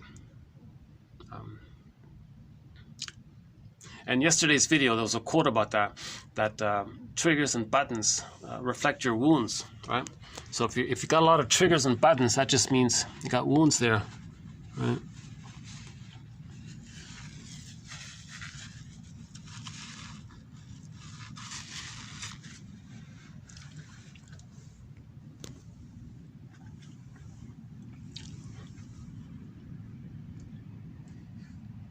Oh, here's another Subway. What are they selling? Let's see. Resume service, is that it? Okay. Or job. Need like a job search website or something.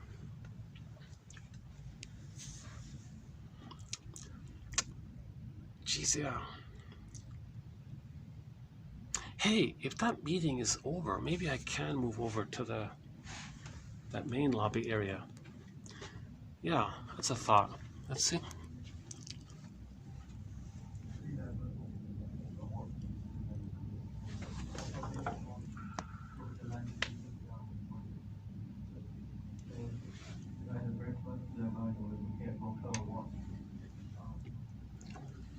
Oh, there's some people over there. No, they're doing some preparations. Never mind that. Let's just stay here then. This is as good as it's going to get for the time being for today.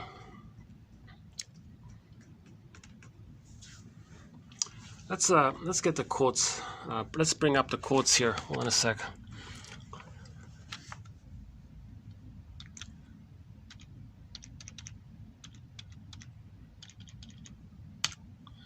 All right. Role responsiveness. Role responsiveness. It starts with the last video, so this is going to be part 2. We're going to continue. Role responsiveness. Okay. So this is where. So this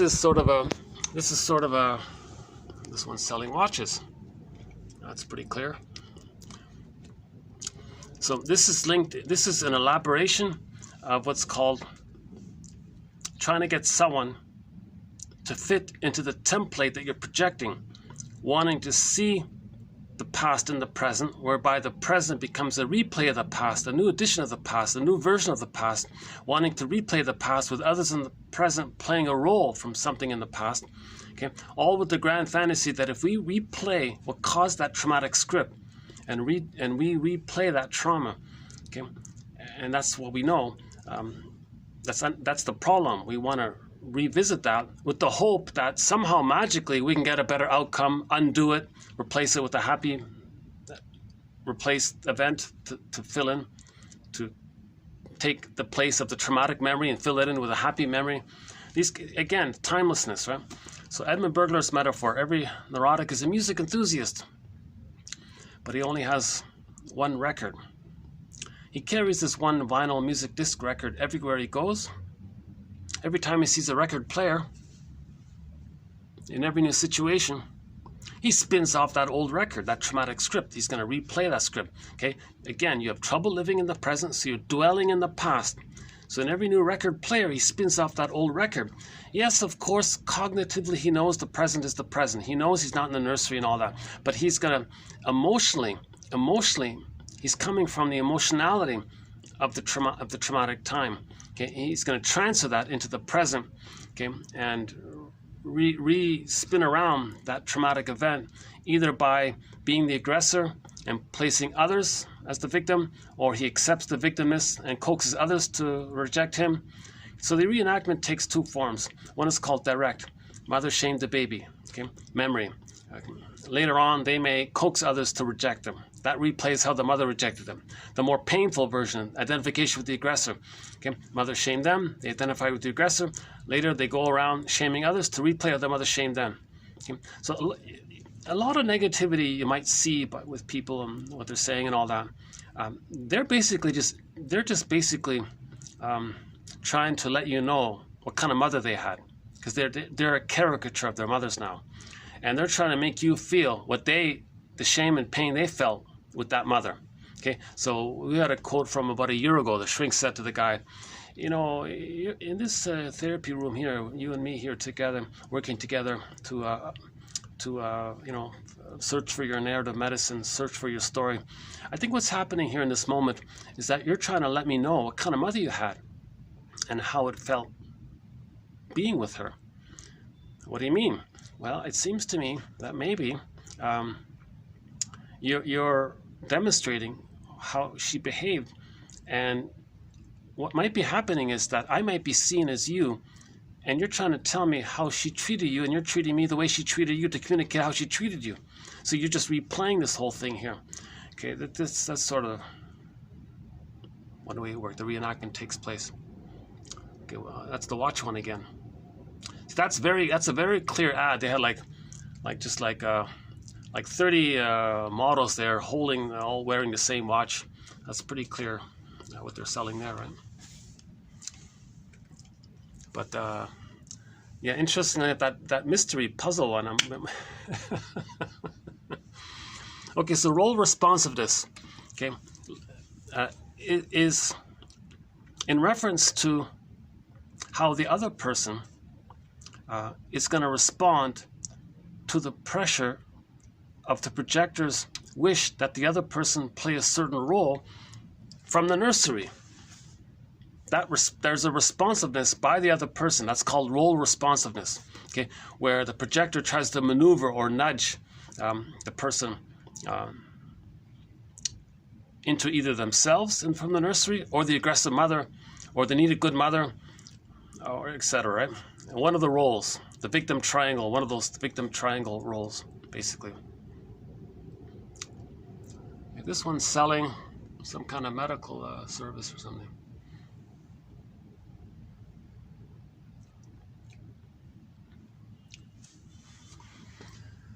Yeah, role responsiveness. All right, let me just get into it. Okay, role responsiveness.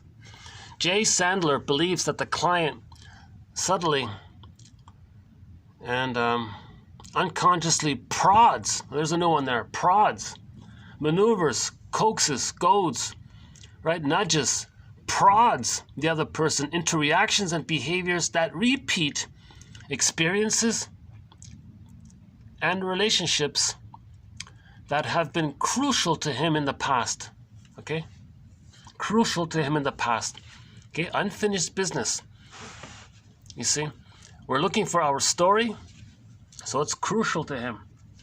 Role responsiveness, whereby a complementary role is imposed upon the therapist, leading him to participate in aspects of the actual replicative relationship unconsciously sought by the client.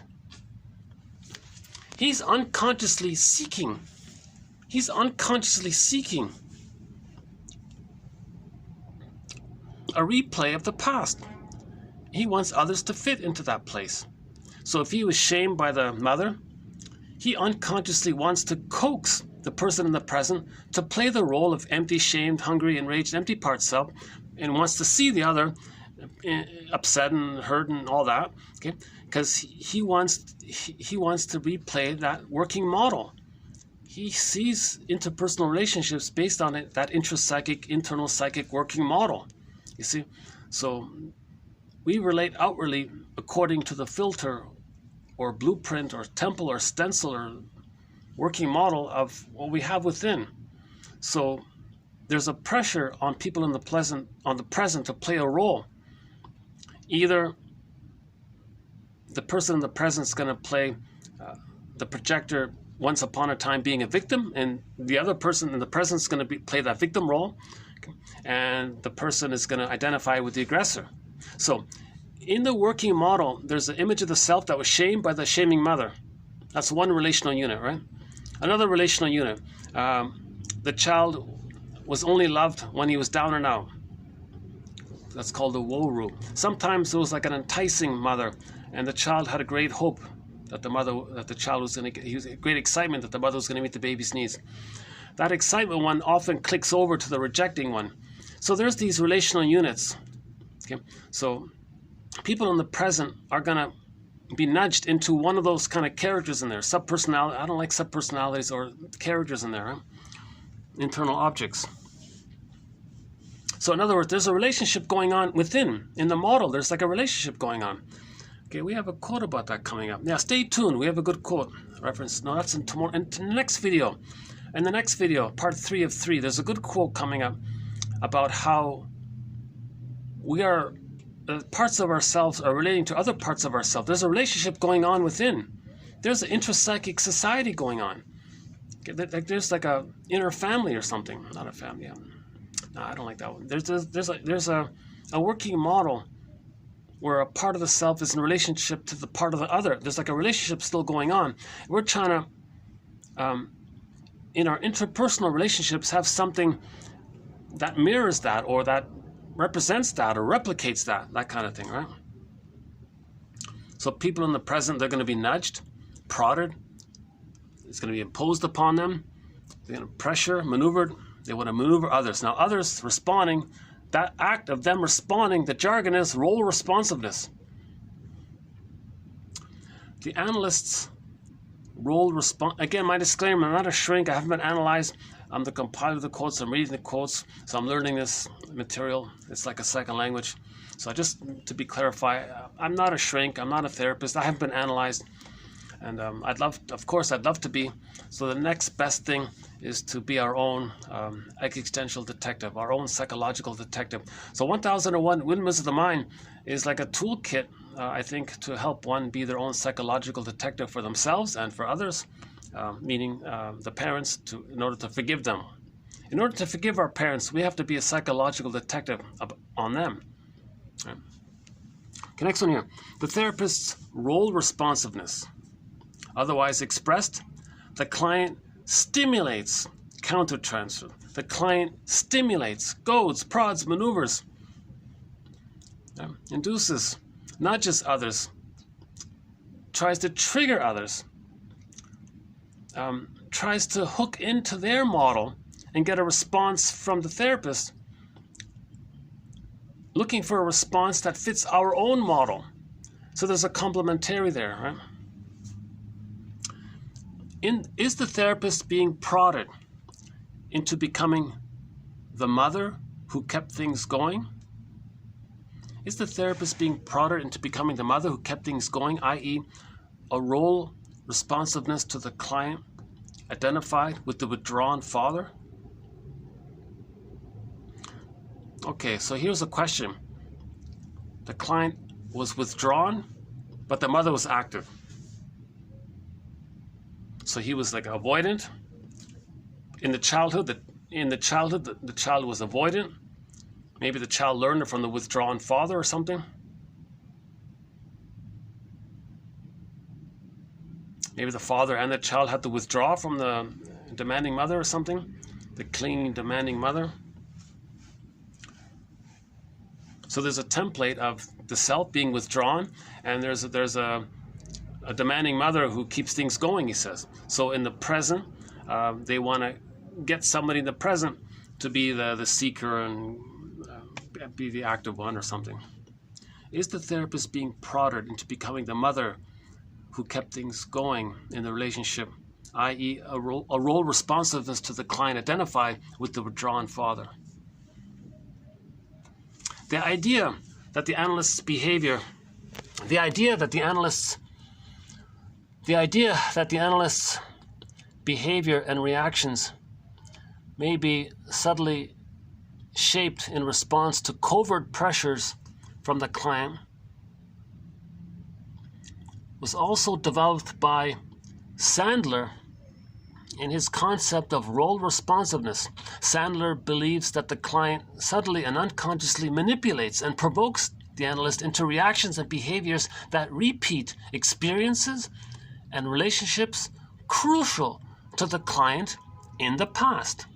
who he was in the past. It is Sandler's contention that this role responsiveness that shows itself not only in the analyst's feelings, but in his attitudes and behaviors towards his client may be useful in the therapy process.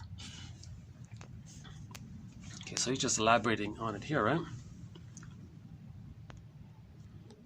So how the therapist ends up behaving and thinking and feeling and what the therapist is doing, is the therapist doing this authentically, organically from his self-agency?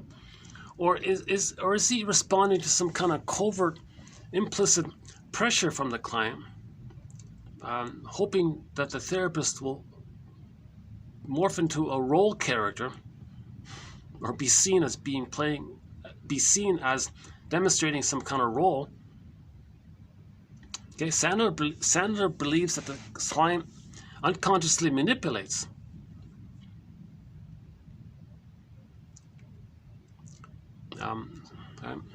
So this is the whole kind of a mystery around how he can do such a thing, right? How does somebody sort of sense their model? I have a model, you have a model. How can I hook into your model? How can I find your vulnerable spots, get you to react and play a role, let's say of the victim, and I be the aggressor, something like that. Okay, why is he doing this? He wants to repeat the original experience from the past. He wants to repetition compulsion. We want to repeat, recreate, do a staging thing, like a theater thing, like an as-if thing, something symbolic of the past. So we're always trying to replay what caused that trauma because we're frozen. It's stuck, right? It's painful like that. Oh, that one I recognize. That's a famous perfume, right? Okay, next one here.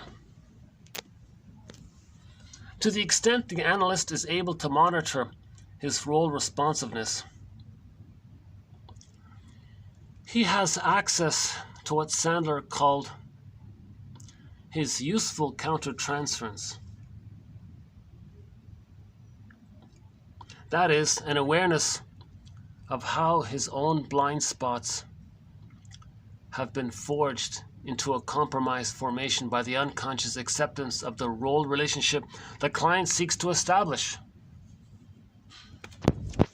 Truth is, I'm still distracted by that guy. Same guy. It's the same guy rambling right beside me here. What is this?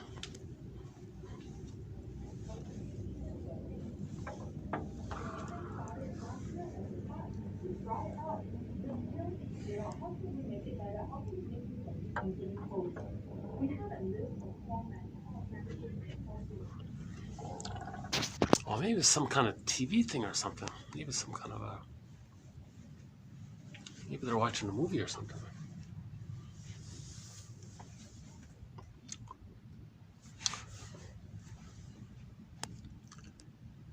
Yeah, they're louder than me, right? They're not going to hear me. But they're pretty loud right now. All right. Okay. Sandler's concept of role responsiveness was a further step in clarifying the nature of the contribution from client and analyst to the analyst's experience of countertransference. In our opinion, the therapeutic turning point occurs precisely at the point of reflection on role enactment and role responsiveness. Yeah. So at that point, yeah, they make an interesting point here. In our opinion, the therapeutic turning point occurs precisely at that point of reflection on role enactment. Okay, so we are reenacting repetition compulsion. Okay, triggering the therapist, that's his countertransference, to get a role responsiveness. So if you bring that to the person's consciousness, there can be a therapeutic turning point. Yeah, so why are you saying this to that person? What do you want from that person? What are you trying to induce in that person? What are you trying to recreate from your past with that person? At that point, that's a turning point. Then you can change your ways, kind of thing, right? Once you're conscious, that's the idea, right? The analyst inevitably falls into the pattern into which the client is pressing him. The therapist falls into the pattern into which the client is pressing him. Again, maneuvering, prodding, goading, inducing him. That's called role responsiveness. Okay, the therapist falls into the pattern which the client is pressing him to play. That's called role responsiveness. Or see, it's a little enhancement of countertransference. I think what they're saying is countertransference is, so transference is the client transfers his past into the present. Okay, using the present as a replay of the past, transferring the past into the present. Now, what if in the process of doing that, that triggers the therapist, and he's going to replay his past? That's called countertransfers. But the focus on roles, that emphasizes the relational side of it, where people are in roles, not just somebody being triggered. And then what? So what? You're triggered. Well, role responsiveness highlights that there's a relational element behind this trigger, that there's a self who had a wish, and the mother disapproved. There was the fear and the pain. There was a relationship there. Right? So the role responsiveness refers to this relational unit kind of thing. Whereas in countertransference, it's just like a triggered. Well, the therapist was triggered, therapy fails, right? So a client is triggered, or he has lots of wounds, he's easily triggered. Therapist is meant to bring it, to contain it and provide interpretations, and that's a soothing, and after a period of time, he has a new relational unit of somebody who supports his healing, linked to a part self that feels supported for their healing. He needs that new relational unit. Now, it may take some time to establish that. I think they said minimum 2 years or something like that, 2 to 3 years. Okay, next one here. Sandler, 1976, role responsiveness.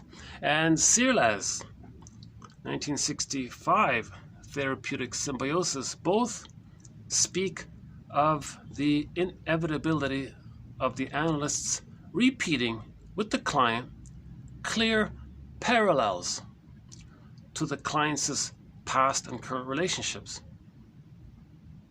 Searles focuses more specifically that they're searching for the constant craving, the symbiosis. Okay. So a lot of this trauma with the stingers is that they didn't get the symbiosis, or it's a negative symbiosis, but they need a positive symbiosis.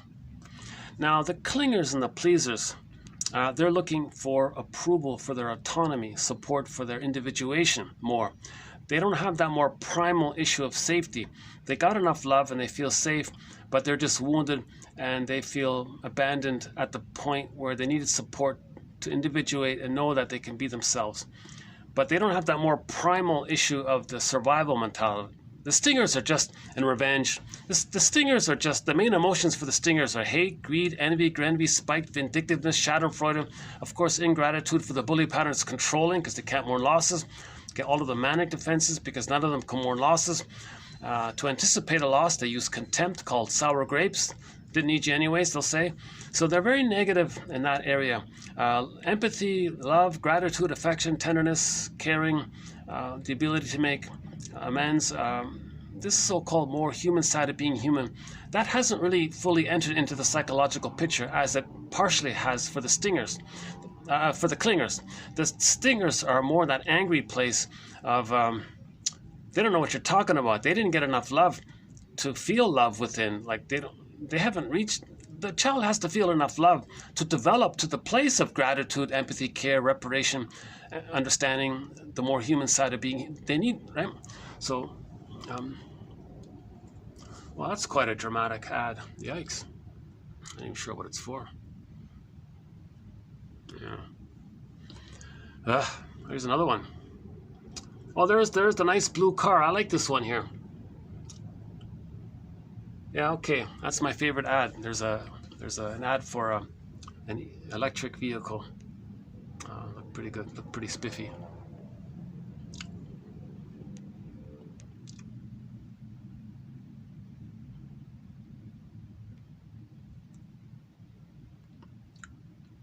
So So the clingers and the pleasers, they may be histrionic, like the character Joan Stevens in the sitcom I'm Mary Joan, where they are caring and they are helpful and they have empathy and feelings, but they're emotional, they're a little childlike, and they create drama for attention and approval. But they're not, generally speaking, seeking revenge or constant one-upness.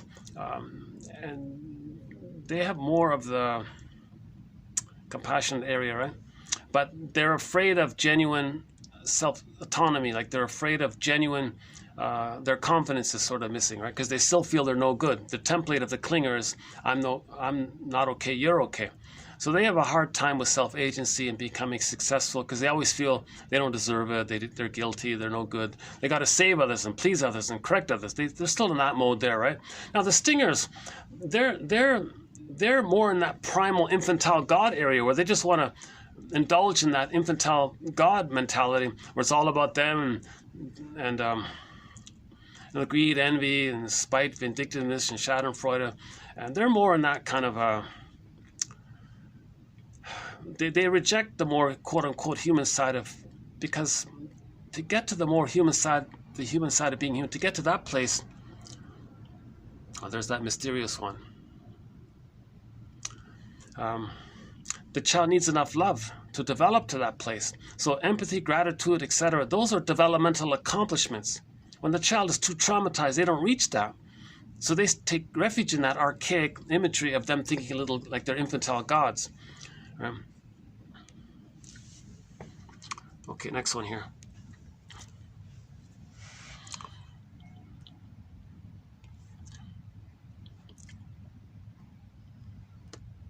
Okay, next one here. In conceptualizing countertransference as an enactment, otherwise known as role responsiveness, okay, so the reenactment or the enactment, that's role responsiveness, it has been proposed that we come to know the client unconsciously by becoming enmeshed in a situation with him, and that this may precede verbal formulation. Yeah, okay, in other words, so the therapist gets caught up in this unconscious collusion and drama. What's all this soap opera going on here? Okay, whoa. Now the therapist has a taste of his drama, and now we can step back and provide interpretations. Okay, so something you needed wasn't met, and you're trying to let me know that the oneness and the safety wasn't met. So hence your trust issues and all this.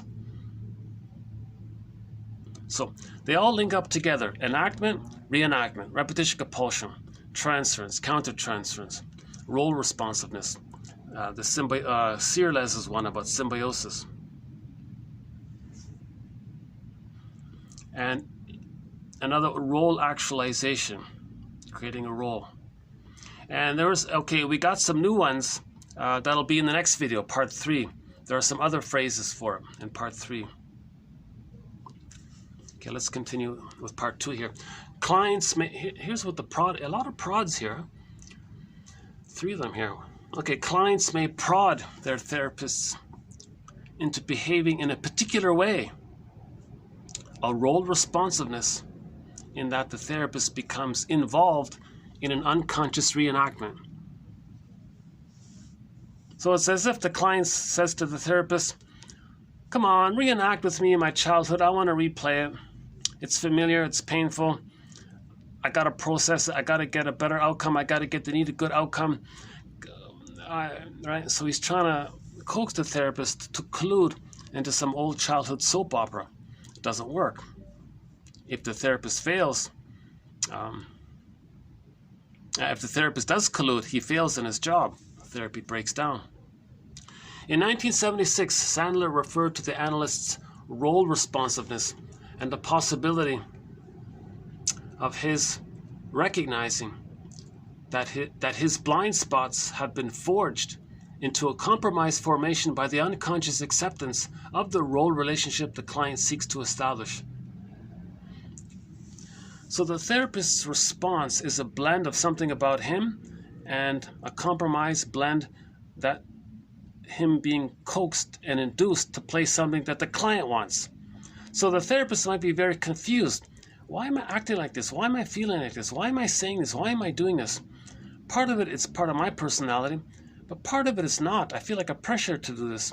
So his response to all of this coaxing and teasing, taunting by the client, and the therapist's response may be purely induced by the client, which is unlikely, or maybe, or more often, it's like a compromise between the therapist's personality and the unnecessary button pushing by the client that the therapist doesn't even know about himself. Joseph Sandler's paper emphasizes the tendency for the analyst to be pulled toward reacting as that's my favorite ad, yeah, that blue car one. You know, of all the ads that just zipped by on the subway side there, my favorite one was that fancy spiffy blue electric car. That was the most appealing, sort of friendly ad. That's the only ad I feel I have like a pleasant kind of vibe with. All the others had some kind of forceful kind of okay, those ads might be inducing, right? So some of those ads that I've been watching, one of them tried to induce like a fear response, so like an anger, hurt response, maybe triggering how some people might feel. So one had there was one aggressive ad, put it that way. The other ads had a more narcissistic kind of display, right? And this one here,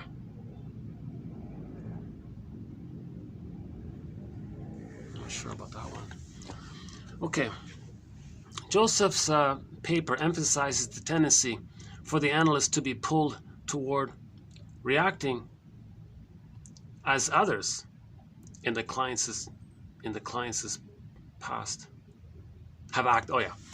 Sandler's paper emphasizes the tendency for the analyst to be pulled toward reacting as others in the client's past have acted by the subtle conduct and communications of the client. He calls this, drum roll please, role-responsiveness. Next one. The idea that clients unconsciously induce the therapist to act in a way consistent with their internal world. Okay, there it is there. The idea that the client unconsciously clients unconsciously induce the therapist to act in a way consistent with their own psychological internal world is taken up in somewhat different language, okay, i.e. role responsiveness or role actualization by Joseph and Anne-Marie Sandler. I noticed the shrink community is really energized by this phrase, role responsiveness, because I'm going to be able to do 3 videos just on this jargon, you know. The initially unconscious identification with the client. The initially unconscious identification with the client, with parts of his personality and with his internalized object image imagos in the form of an unconscious role responsiveness mobilizes in the therapist affects, fantasies, and defensive movements which we can utilize at least partially for the process of understanding. So it's a communication. The client is communicating, not with words. He's not communicating with words. He's communicating by what he's trying to induce in the other person. The coaxing of the other to play a role. That's him trying to communicate. Right? That's what he means. The analyst's role responsiveness. The client interprets whatever the analyst does. Well, it's some kind of sports thing. Okay. The analyst's role responsiveness. Okay. The client interprets whatever the analyst does as evidence for his prior neurotic expectations.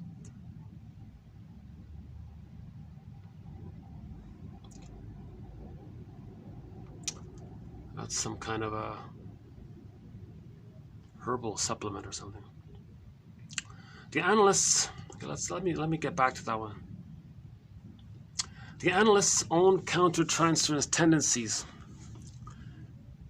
and the client's transference attempts to impose a special interaction or role relationship with the analyst as a means of re-experiencing a gratification. It's a gratification.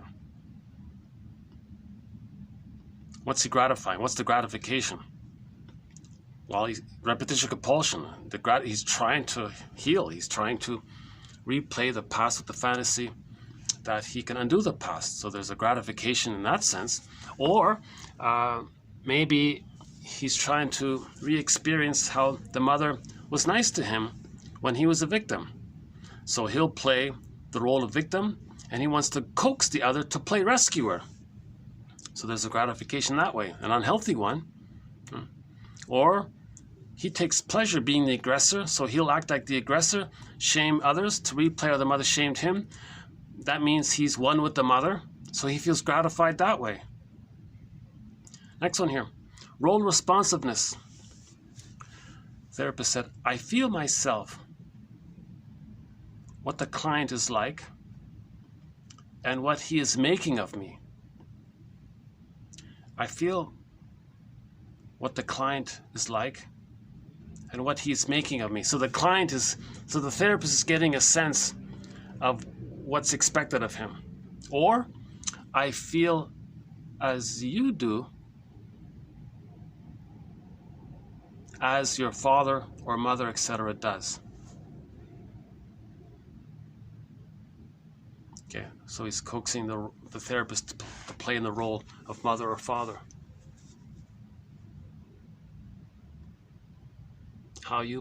What? I feel as you do, as your father does. How did the father feel about you? Now I'm feeling that, the way you felt it. So how did you feel with your father? You're getting me to feel that. Okay, last one here. The phase-appropriate mirroring. Okay, the last one is just a slight tangent here. The phase-appropriate mirroring of grandiose exhibitionistic experiences. So one of the roles might be that they want the other person to mirror them. So all children need a certain level of mirroring. Now, up until 18 months, the child's a little god. The world's his oyster. He's going to be an exhibitionist in a sense, not like the way you normally think. Just means showing off his, look, Mom, see me. That he means like that, right? Grandiose. Look how amazing I am, Mom, Dad. That's up until 18 months. He's like the little king. World is his oyster. He means that way, right? The phase-appropriate mirroring up until the age of 18 months. Okay, so the critical role of self-object responsiveness in the integration of emotional states involving the child's phase-appropriate neurotic pride, expansiveness. He's important. He can do it. Efficacy, pleasurable excitement. So the child needs acceptance of the time of when he hatches out of the egg at 4 to 5 months, assuming he gets that, assuming he does get to hatch out of the egg 4 to 5 months. Whether he does or not, he still thinks he's a little god. Whether or not he's loved or not, yeah. So either way, there's the narcissism, right? So narcissism, of course, is included in the earlier disturbed difficult personalities, the bully, Iago. Of course, narcissism is a part of those personalities, right? So, in other words, up till the age of 18 months, if the child thinks, look, I'm amazing, I can do this, see me, see how great I am, the parents has got to be okay with that, right? If they're punished for it, who do you think you are? And the child's punished for that, he'll be frozen there and he'll be stuck there. Then he'll go through life trying to goad others to play the parent who said, hey, that's awesome. You know, I love how you did that. That's really cool what you did. So he may go through life coaxing others to play the role of what he needed, to go back to that place. Now, maybe the parent rejected their grandiosity, so they might actually make others reject their grandiosity. But they're doing it with the fantasy that the person in the present can invent a time machine, take them back to the nursery time, and be the good parent who was the excited cheerleader and said, all right, that's awesome. It's not going to work, right? Oh, there's that interesting... I think some of these ads backfire. This intense highlighting and over-exaggerated, I think some of these ads overdo it. Like they're pushy, they're demanding, like they're unrealistic. I don't think they're related. I think some of these ads are not relatable, to tell you the truth. Yeah, that one there. 220. You know, I can still hear them talking behind me. I'm trying to figure out what that is. Is that what? Well, let's see. Let's try again.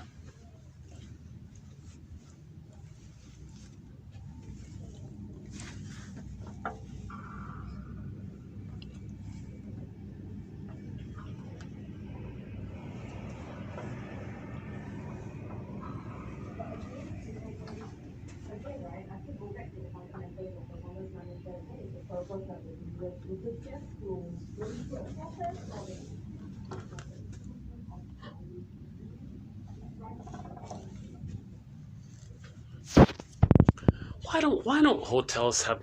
Here's an idea. A hotel chain where there's soundproofing.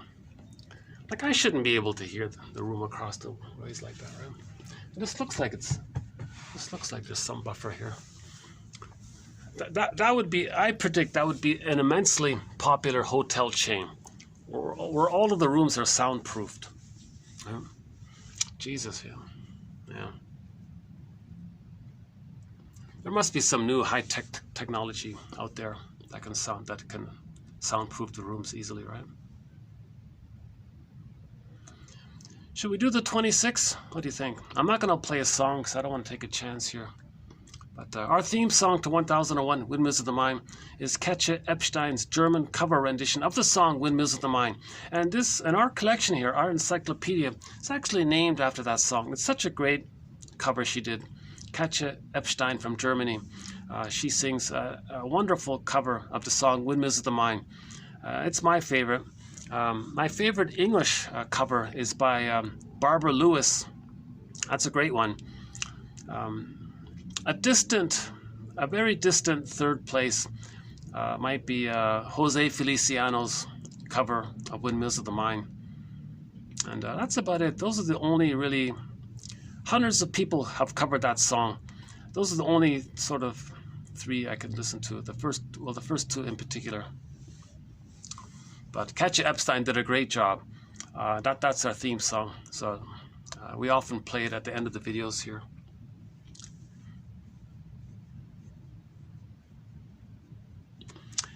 On second thought, no, I better just stay here. Yeah.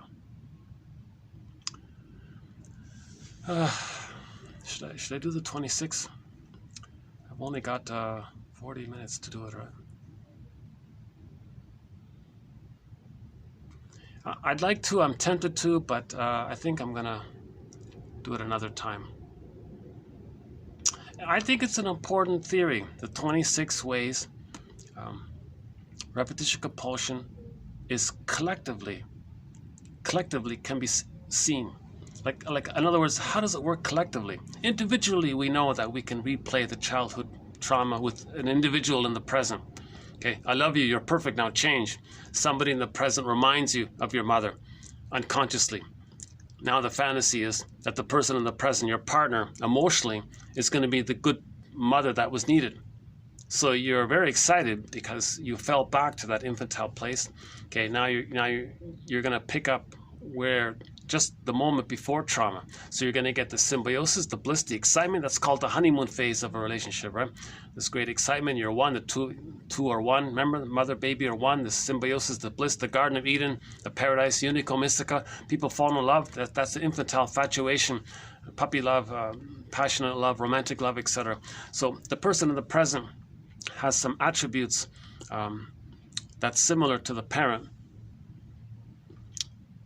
So it triggers up that parent. Now you're getting a second chance. Now you're going to go, aha, this is very exciting now. There's a great hope here. Now emotionally, you think you're going to get your needs met from the nursery by the proxy person in the present being the present partner being like a proxy person playing the role of the good parent that was needed in the past. So you want to coax them to play that role. I love you, you're perfect, now change. Hence the maneuvering, the prodding, etc. Now the person in the present is not being seen for who they are. Right? So for more on that topic, we did a very special 5-video run on falling in love called Transference Love, where we transfer this unfinished business with the mother from the past into the present. We transferred the past into the present. The present becomes the presenting past. We do it because of the pain we're feeling. So we're unfinished business, Bruce Brody. So, and again, with the fantasy that the partner in the present can be the good parent that was needed in the past to have the fantasy that the partner is going to be the good parent from the past, providing what the baby needed in the past, the merging, the symbiosis, the oneness, the unity, the paradise, okay? Plus the reverie, plus the attunement, plus the mirroring, plus when they hatch out, it's a gradual. Now you want the partner to mirror your grandiosity. Now you're going to think you're so special, important, exhibitionistic kind of displays where, what is it? Involving your neurotic pride, narcissistic pride. So you want your partner to say, oh, wow, yeah, that's great. Yeah, you're number one in all this. Expansiveness, yeah, you can do anything. Efficacy, yeah, you can do anything. You can accomplish anything, you can do anything. Pleasurable excitement. And the partner is supposed to accept all that. So you want the partner to act like the way the mother should act with a 1-year-old, a 1.5-year-old, or a 1-year-old, before 18 months, that time, where the mother shares their excitement and doesn't punish them for them thinking they're little God. Let the baby think he's a little God, in other words. So in the falling in love phase, what's this one? Well, that's the phone, another phone one. Okay. Moment of embarrassment. Can't I figure out what that ad's selling?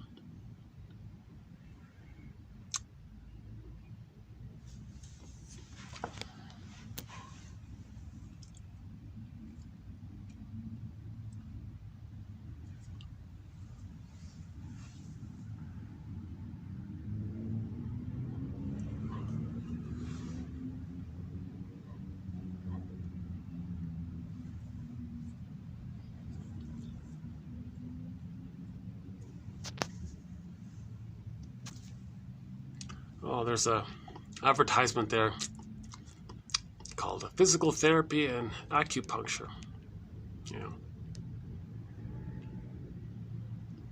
See, one theory is if you do release a tension in the muscle, you might get a dream that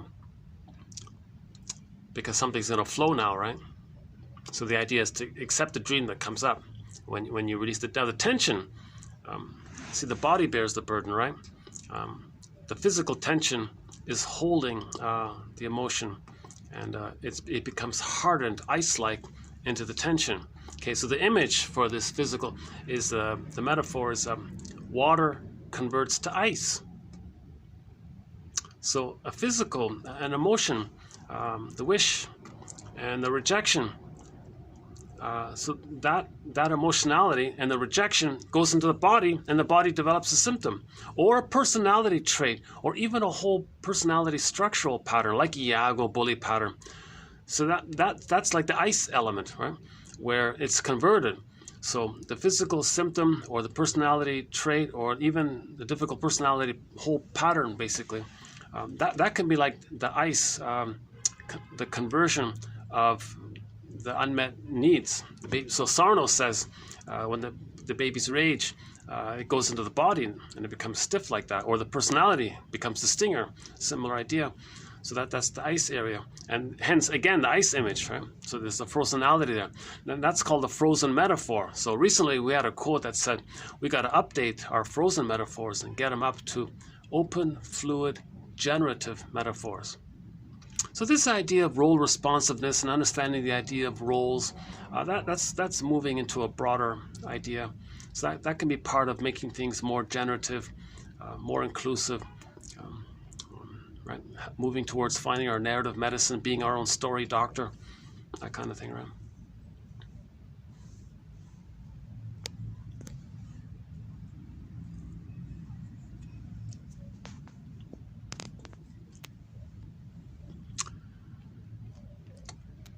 What if I play the song at a low volume? It'll just give me a chance to have a little break here, and we'll see. I've got 20 minutes left. I'll play a song at a low volume here. Let's play like a soft song, maybe.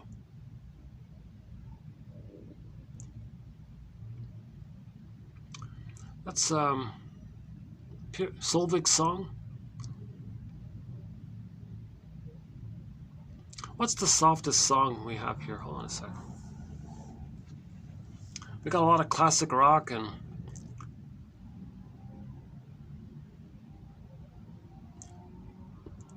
hey, why don't we play oh, that's too loud, huh? Oh, the finale, the Odyssey. Okay, that's a soft song. You're gonna hear track number 4 from the soundtrack to the TV series The Odyssey, starring Armand Assante, the final track called Finale. Here's a nice little song.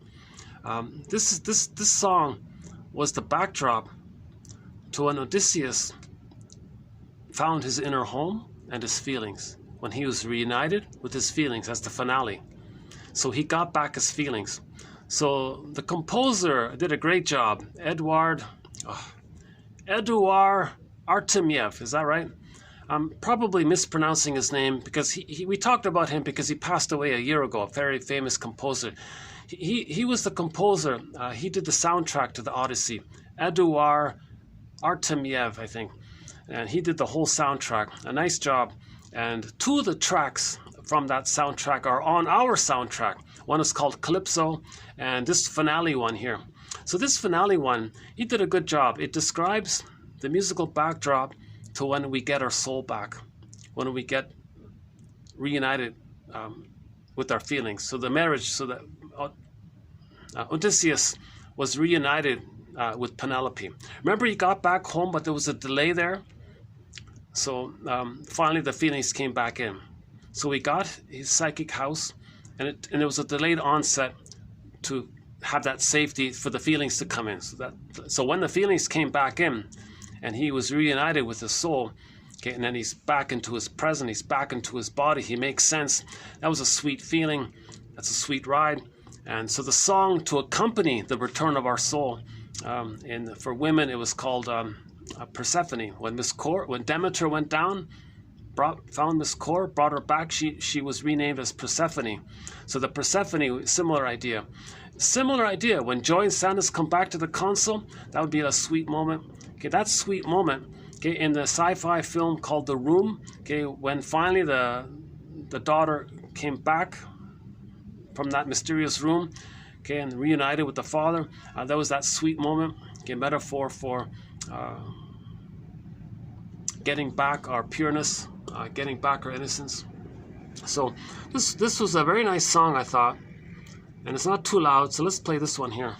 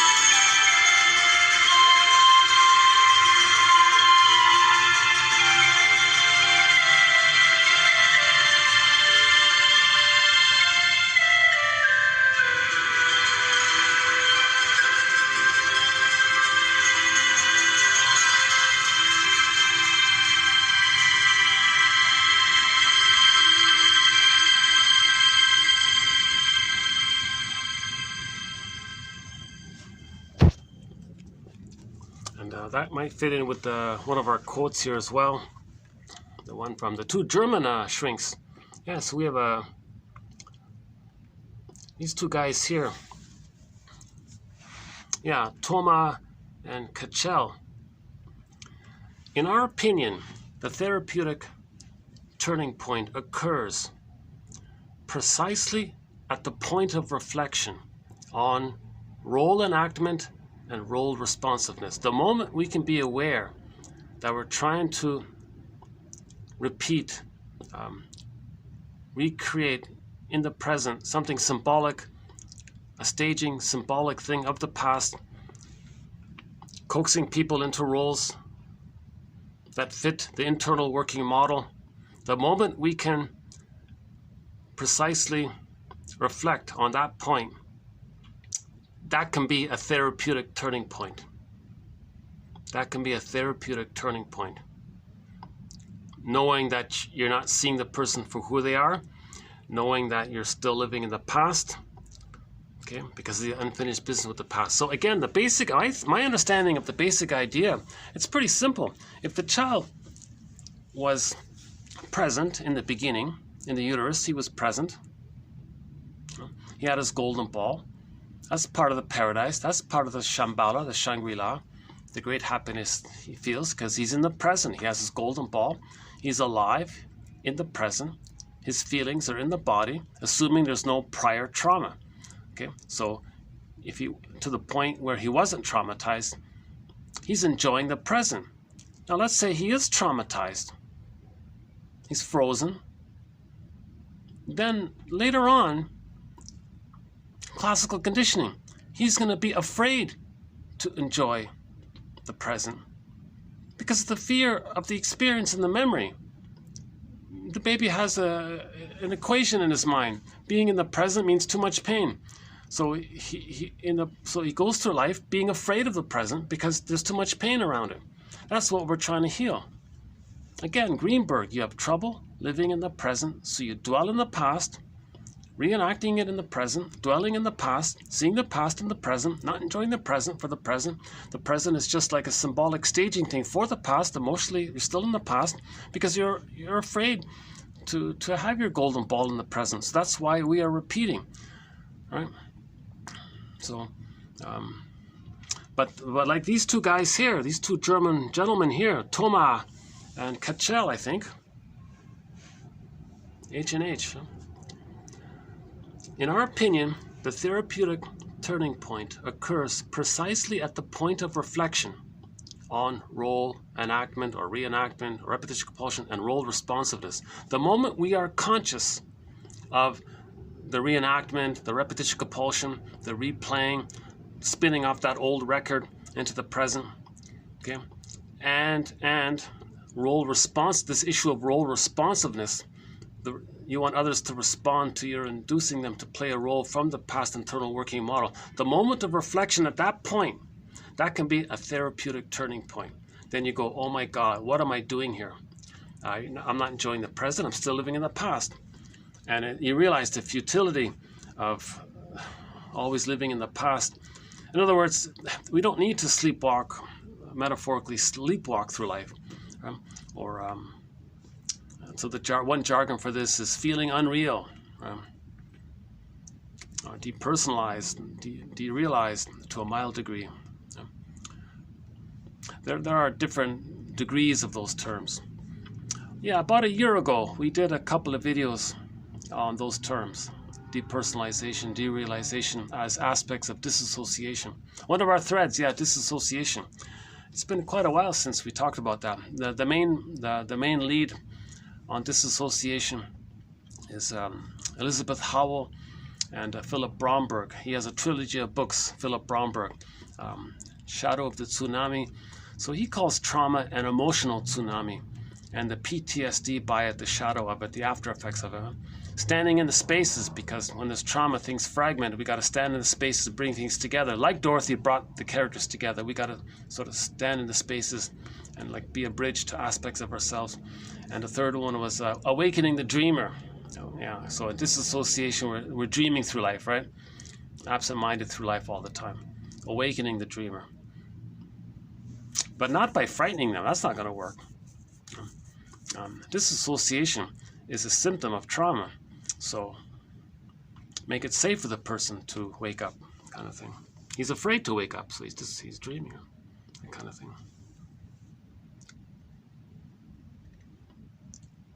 I think they've stopped talking. Yeah? Hey, maybe that nice music soothed them down, huh? Maybe. let's do Steve Behrman's joke. I recently heard a joke. I told it a couple of times already. Steve Behrman calls himself a New Age comic, or a cosmic comic. So he does a lot of wordplay with New Age concepts. And someone in an interview asked him, "Hey, what's with this reincarnation? What's that all about?" His answer was, "It's funny how things turn out. There was this one man who, during his lifetime, wanted to be very wealthy. He was reincarnated as a pigeon and made a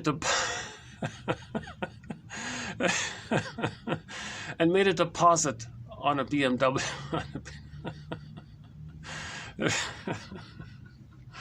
I don't know why I find that funny. I think as I see a lot of pigeons. Actually, I do see a lot of pigeons around here. Did I deliver it? So the interviewer asked him,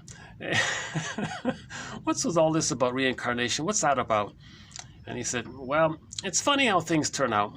There was once this gentleman who wanted to be very wealthy, and it didn't work out. He was reincarnated as a pigeon and made a deposit on a BMW."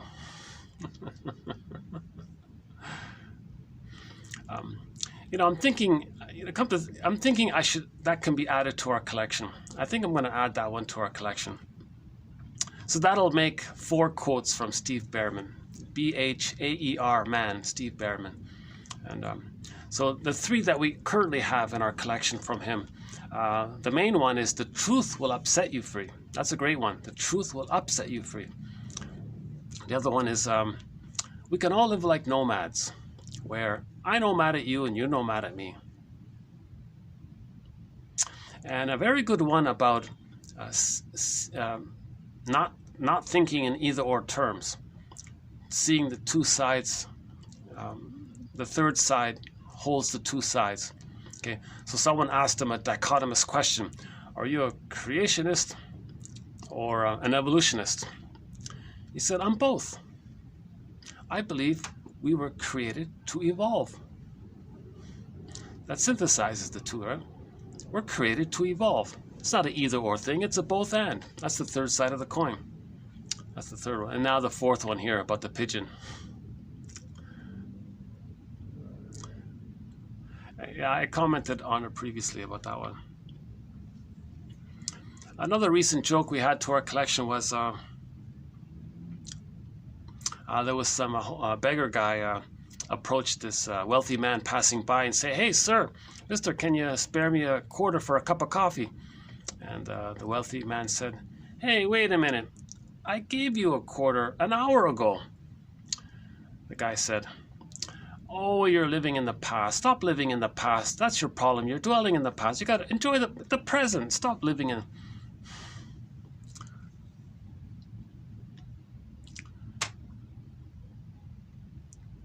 Another one of my favorite jokes is, "What's 5Q plus 5Q?" You're welcome. In case you didn't get it, 10Q sounds like thank you. So we have a thread on humor. Edmund Burglar says people who laugh at the same jokes share similar inner conflicts. So people who laugh at very sadistic kind of humor, this dark humor, sardonic humor, shaming humor, they may be stingers. Okay, the Schadenfreude, right? People who don't like those, people who laugh at more not so hurtful jokes, maybe they're more the clingers or the pleasers,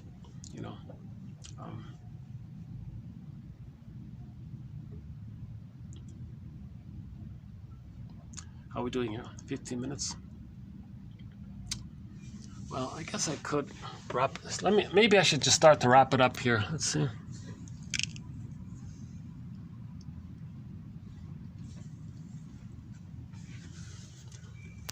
So check out the last video. You know what? I think it's a good exercise. I found that kind of very helpful.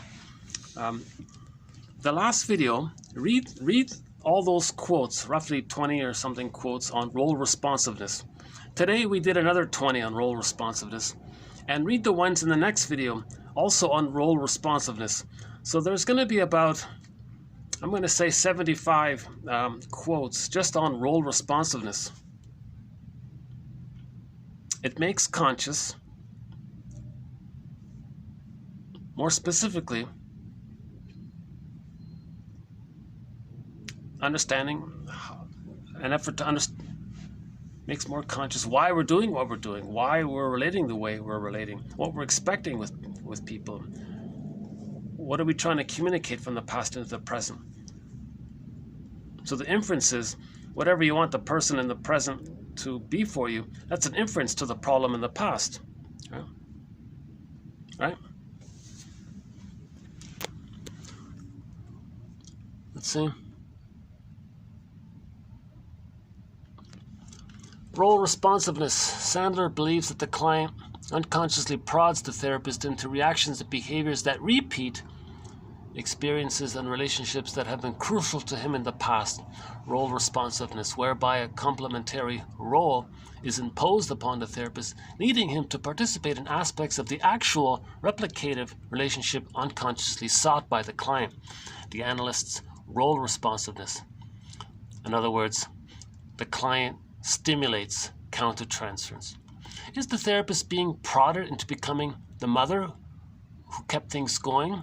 A role responsiveness to the client identified with the withdrawn one?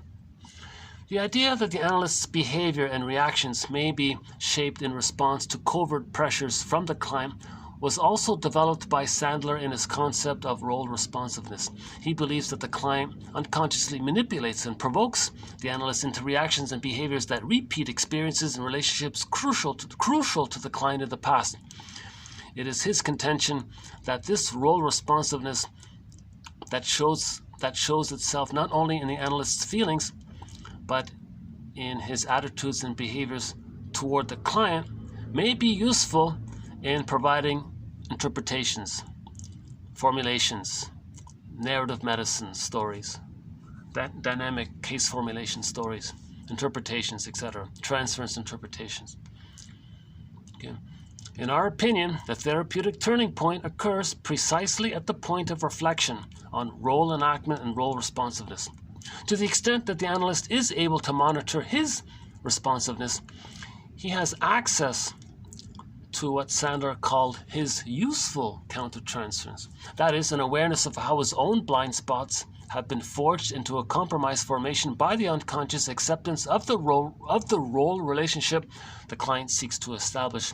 Sandler's concept of role responsiveness was a further step in clarifying the nature of the contribution from client and analyst to the analyst's experience of countertransference. The analyst inevitably falls into the pattern into which the client is pressing him, i.e., role responsiveness, and then he must come around to realize what he has been doing and interpret what has happened. Okay, so another phrase for role responsiveness is Harold Searles's therapeutic symbiosis, or at least attempt at it, I guess. They speak of the inevitability of the analysts repeating with the client clear parallels of the client's past and current relationships. In conceptualizing countertransference as an enactment, otherwise known as role responsiveness, it has been proposed that we come to know the client unconsciously by becoming enmeshed in a situation with him, and that this may precede verbal formulation. So we have some material to create a verbal interpretation. Clients may prod their therapists into behaving in a particular way, a role responsiveness in that the therapist becomes involved in an unconscious reenactment.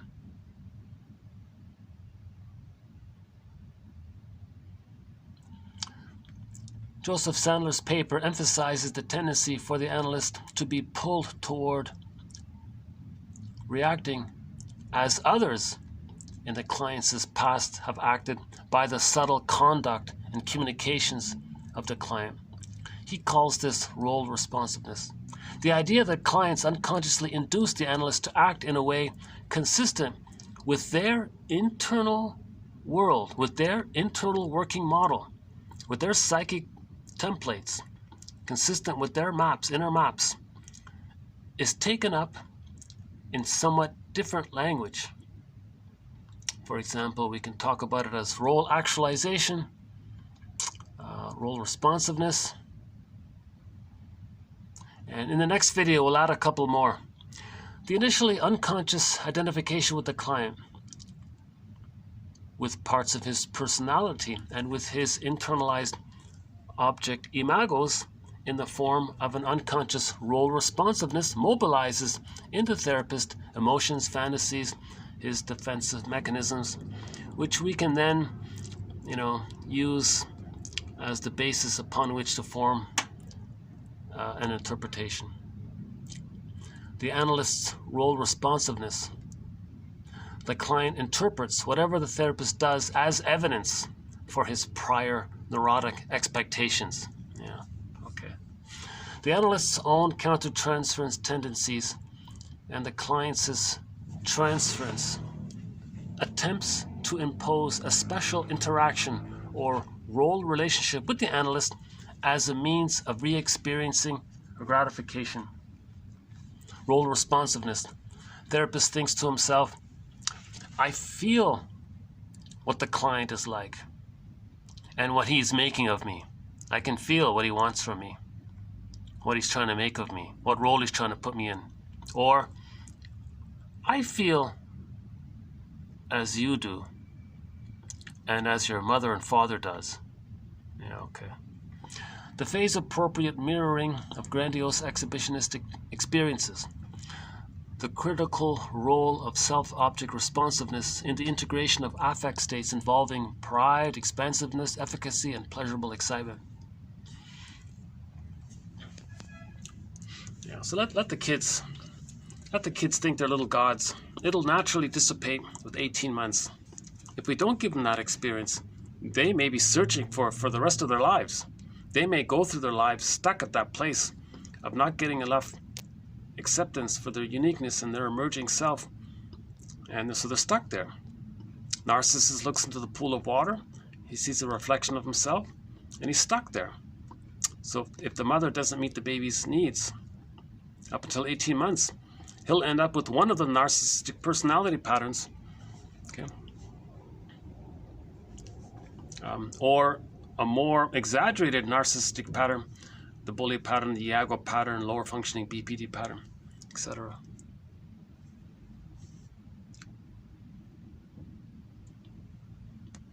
Still okay here? What do we got here? Just 5 minutes? Just 5 minutes.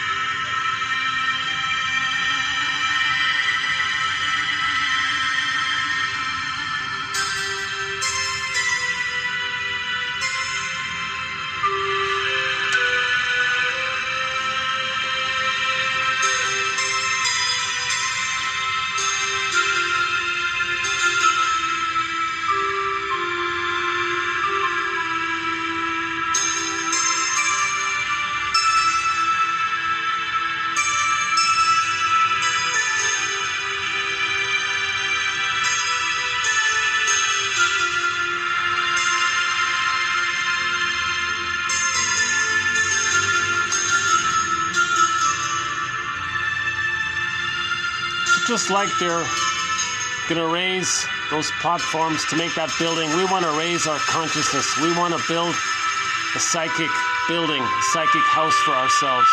We want to raise consciousness. So we want to build the metaphoric mind. We want to build and construct the psychoanalytic mind.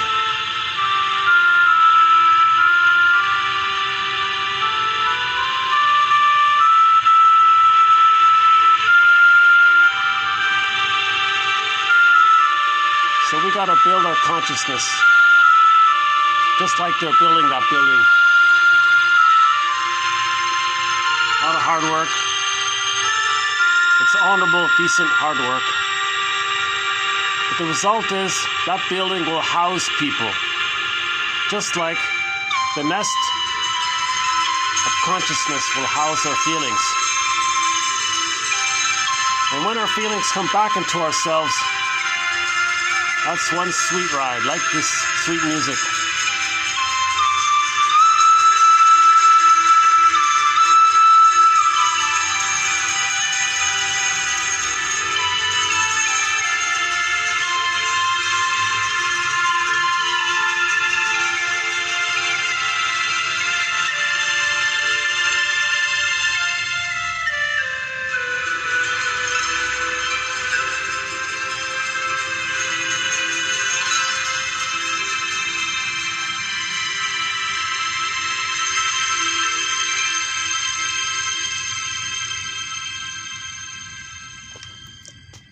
Okay, so thanks very much. This has been part 2 of 3 of a 3-video run, special run on Joseph Sandler's concept called role-responsiveness.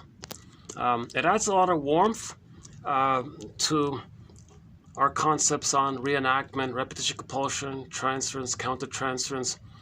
It adds a lot of warmth. It adds a lot of warmth.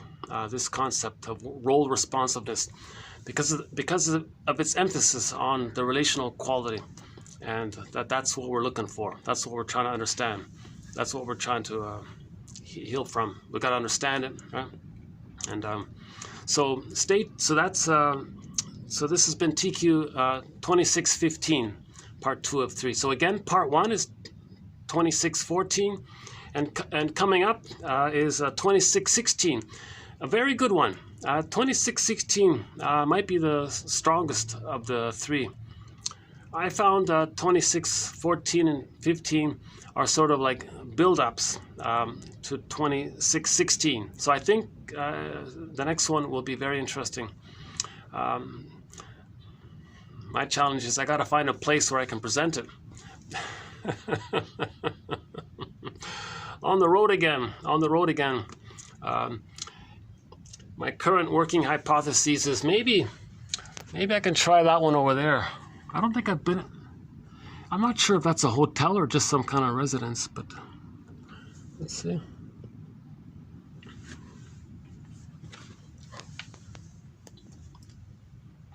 I'll check in with the manager to see how he was with me, my being here. If I can still come back here. He did sort of imply, well, just this one, okay, just this one time kind of thing. But oh my God, if I could come here regularly, oh, that'd be great. Oh my God. This video is going to suddenly cut out in any minute now. I usually get like 3 hours and 2 or 3 minutes in it. So when this video just suddenly cuts out, that'll be the end of the video. Any final thoughts here?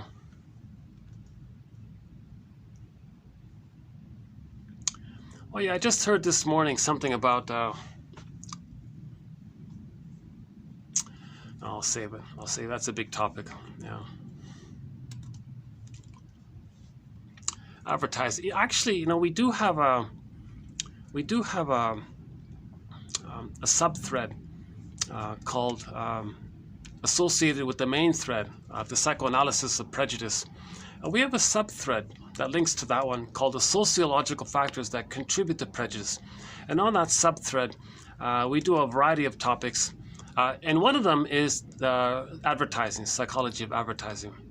But we haven't done much on it So I'm starting to think, yeah, maybe we can include more quotes. A lot of advertising, you know, it seems to be an appeal to that grandiosity, or it's an appeal to the safety of the early time, or it's an appeal to the emotions of not getting the safety, or you see. So some of the advertisements might be like the rescue fantasy, or some might be like the aggressive fantasy as a defense against the victimhood underneath it all. Right?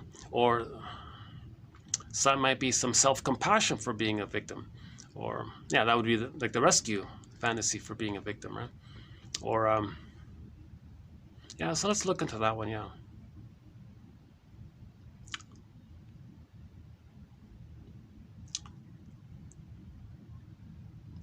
Yeah, we do a little bit about, we have a few quotes on advertising, a little bit on propaganda, logical fallacies.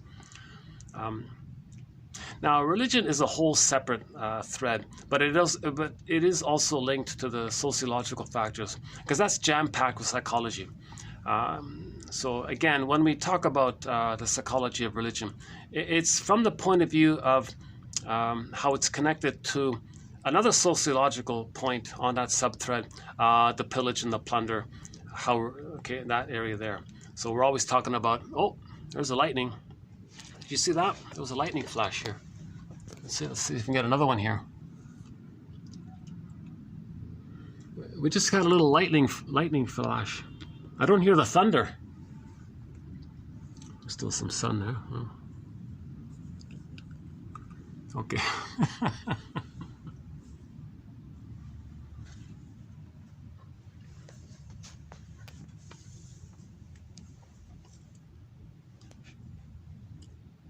Oh, there's the rumbling. There's the thunder rumbling. Huh? Let's see if we can catch a lightning bolt. Huh? Lightning stream. It's like thunder. It's like lightning. The way you love me is frightening. Knock on wood. Who's that one? Forgot that one. Huh? Disco song, right?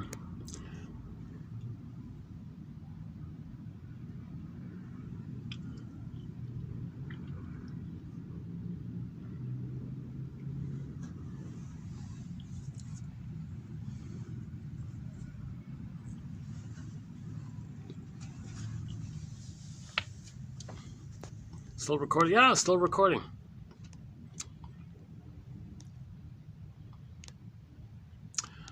Once in a blue moon, my camera gives me an extra hour, but if I do get it this time, I don't think I'll use it.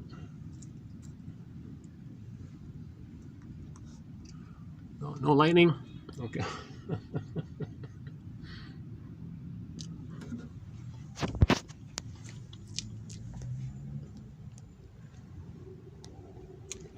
Okay, you know what's funny? It's once in a blue moon. I don't know why it does this. My camera suddenly gives me an extra hour and I can go to 4 hours. So we do have a few videos here that run into the 4th hour. Theoretically, now I could do the 26. Oh, there's another lightning. You know, I see the lightning, but I don't hear the thunder. Eh?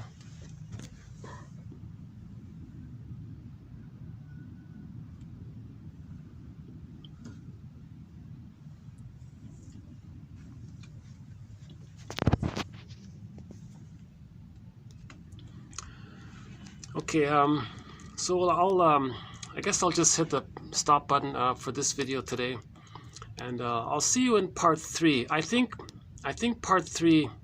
I got a feeling part 3 will be. I think anyone can find it helpful, either by just reading the quotes, or if somebody is okay with my anxious delivery, hopefully. It's a work in progress for me to deliver this material in a smooth, easygoing way, in a relaxed and easygoing manner, in a gentle and flowing way, they said, you know.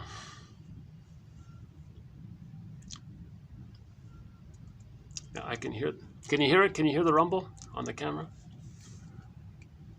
Maybe not.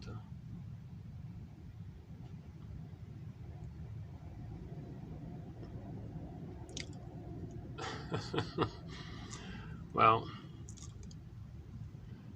any final thoughts here?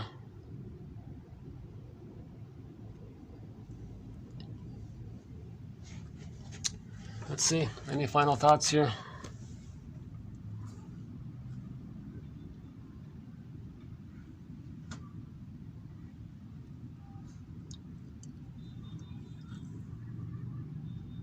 Oh yeah, getting more traffic, huh? What is it here? What time is it? Let's see, 5:30 here? Okay, it's 5:30.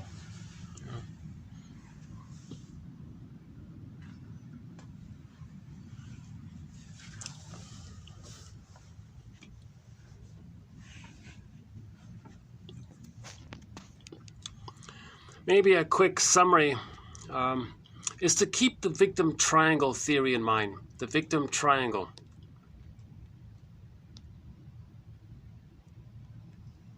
If anybody is in the aggressor category, that's a mask of the victimness underneath that they don't want to accept. The aggressiveness, the identification with the aggressor, is a mask over. Okay, again, shall I compare thee to an onion? So anybody who's doing the bullying thing or the hurtful thing or the shaming thing, that's all a mask. That underneath is the victimness. They don't want to feel, they don't want to accept, they don't want to admit. In fact, they'll aggressively deny it. And they'll aggressively want to see others in the role of victim as a defense to not know that it's within. Well, the flashes are coming quicker, eh? Let's see.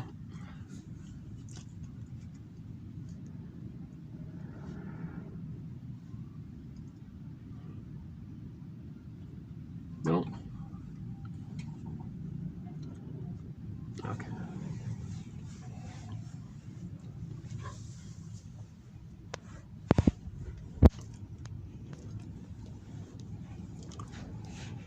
Oh, look at that! Look at that cartoon! Cartoon one. Oh, there's one for a movie, huh? Oh my God! Don't get me. Oh yeah, movies. Oh, don't get me talking about that one. Oh, I wish they could redo Inside Out. That's a great film, Inside Out. The miniseries, The Odyssey. That's a great film. There's a little indie film called Bob and His Enlarged Amygdala. That's also a funny film. It's a short sort of home movie kind of film, only 30 minutes long. There's an animated version of Peer Gynt by Vadim Kirchevsky. It's hard to find, but that's the best sort of film rendition of the story Peer Gynt. One of our threads is the Peer Gynt story. Peer Gynt, it's very similar to the narcissistic character, right? The Don Juan, the Peter Pan, the womanizer, the playboy. It's very two-dimensional, it's very much narcissistic. The slight difference between Narcissus and Peer Gynt is that Narcissus, in that story, there was no mentor. There were no memories of healing. It just represented him not really receiving the mother love, right? In the Peer Gynt story, interestingly enough, at the end of the story, he questioned it. So he questioned his narcissistic, selfish lifestyle at the very end. And we saw him speak to Solvig, his disassociated soul, the character Solvig. What Echo was for Narcissus, Solvig was for Peer Gynt. So Peer Gynt said to his disassociated soul, the character Solvig, "Where have you been all my life? I guess I've been missing you or something." Solvig, his soul, said, "Are you kidding me? I've been with you the whole time. You just ignored me. You just ran away from me.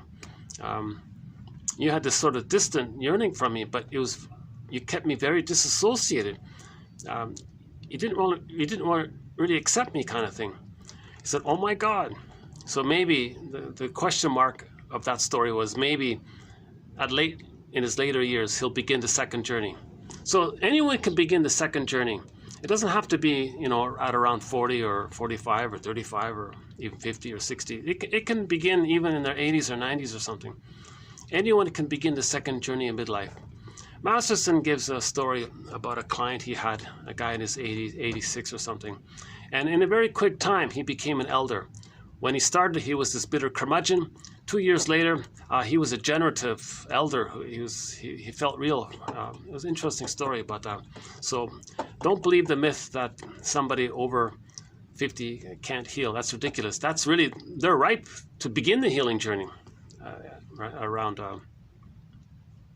at around 50. Right? That's typically when the range seems to be between 40 to 60, or 50 to 70, or 60 to 80, or 80 to 90, 80 to 85 maybe.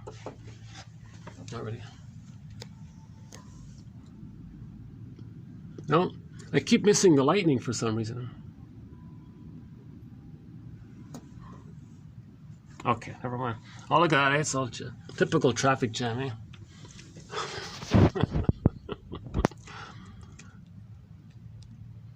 I guess I really should get going here, eh?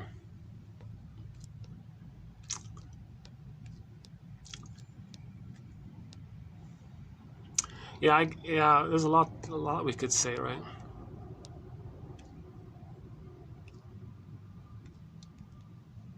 Oh, there's another lightning one.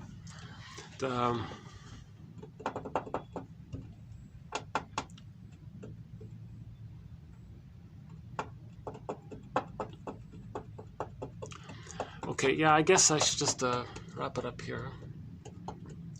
And to tell you the truth, I'm wondering if this flashing is not from lightning. Maybe it's from this jumbo ad over there. Maybe that's what it is, huh?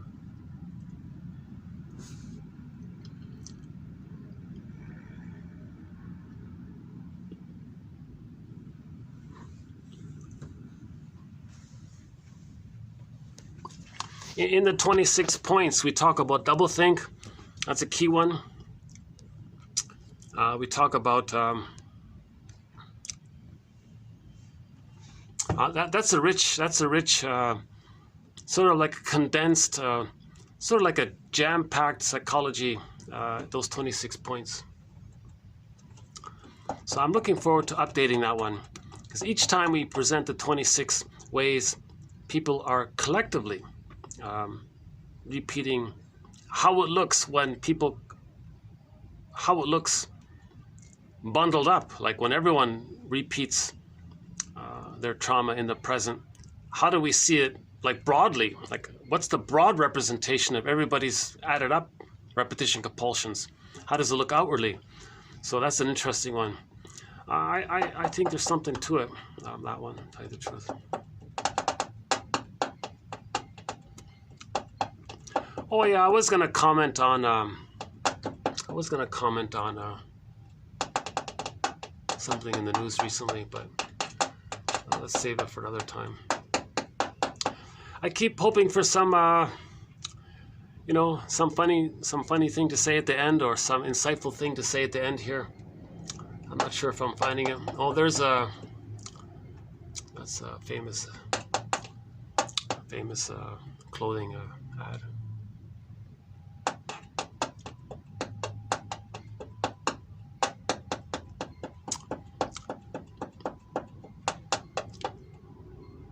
What's this one? Oh, that's the mobile phone.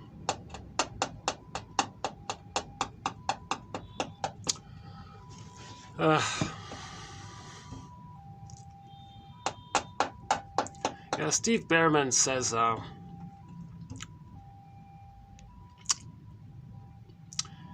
his phrasing for the idea of raising consciousness is that there needs to be an upwising, that a play on uprising, not that. We need upwising. Man's main task is to give psychological birth to himself, to upgrade from an insecure attachment style to a secure attachment style, meaning anything other than I'm okay, you're okay, to I'm okay, you're okay. Oh, okay. But about 10 minutes, Okay, thanks, great. Oh, okay, great. Okay, I got a 10-minute warning here. He's gonna lock me. let's just close it here. I'll see you in the next video. Thanks very much, and thank you to these guys here. I appreciate them, their hospitality to let me use their little storage room here. Dude, what a great room here, jeez. But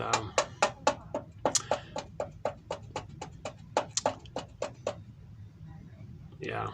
I'm still searching for that funny little thing to say at the end, but I guess it's not really coming to me, so I'll just leave it here, eh? Okay, see you in the next video.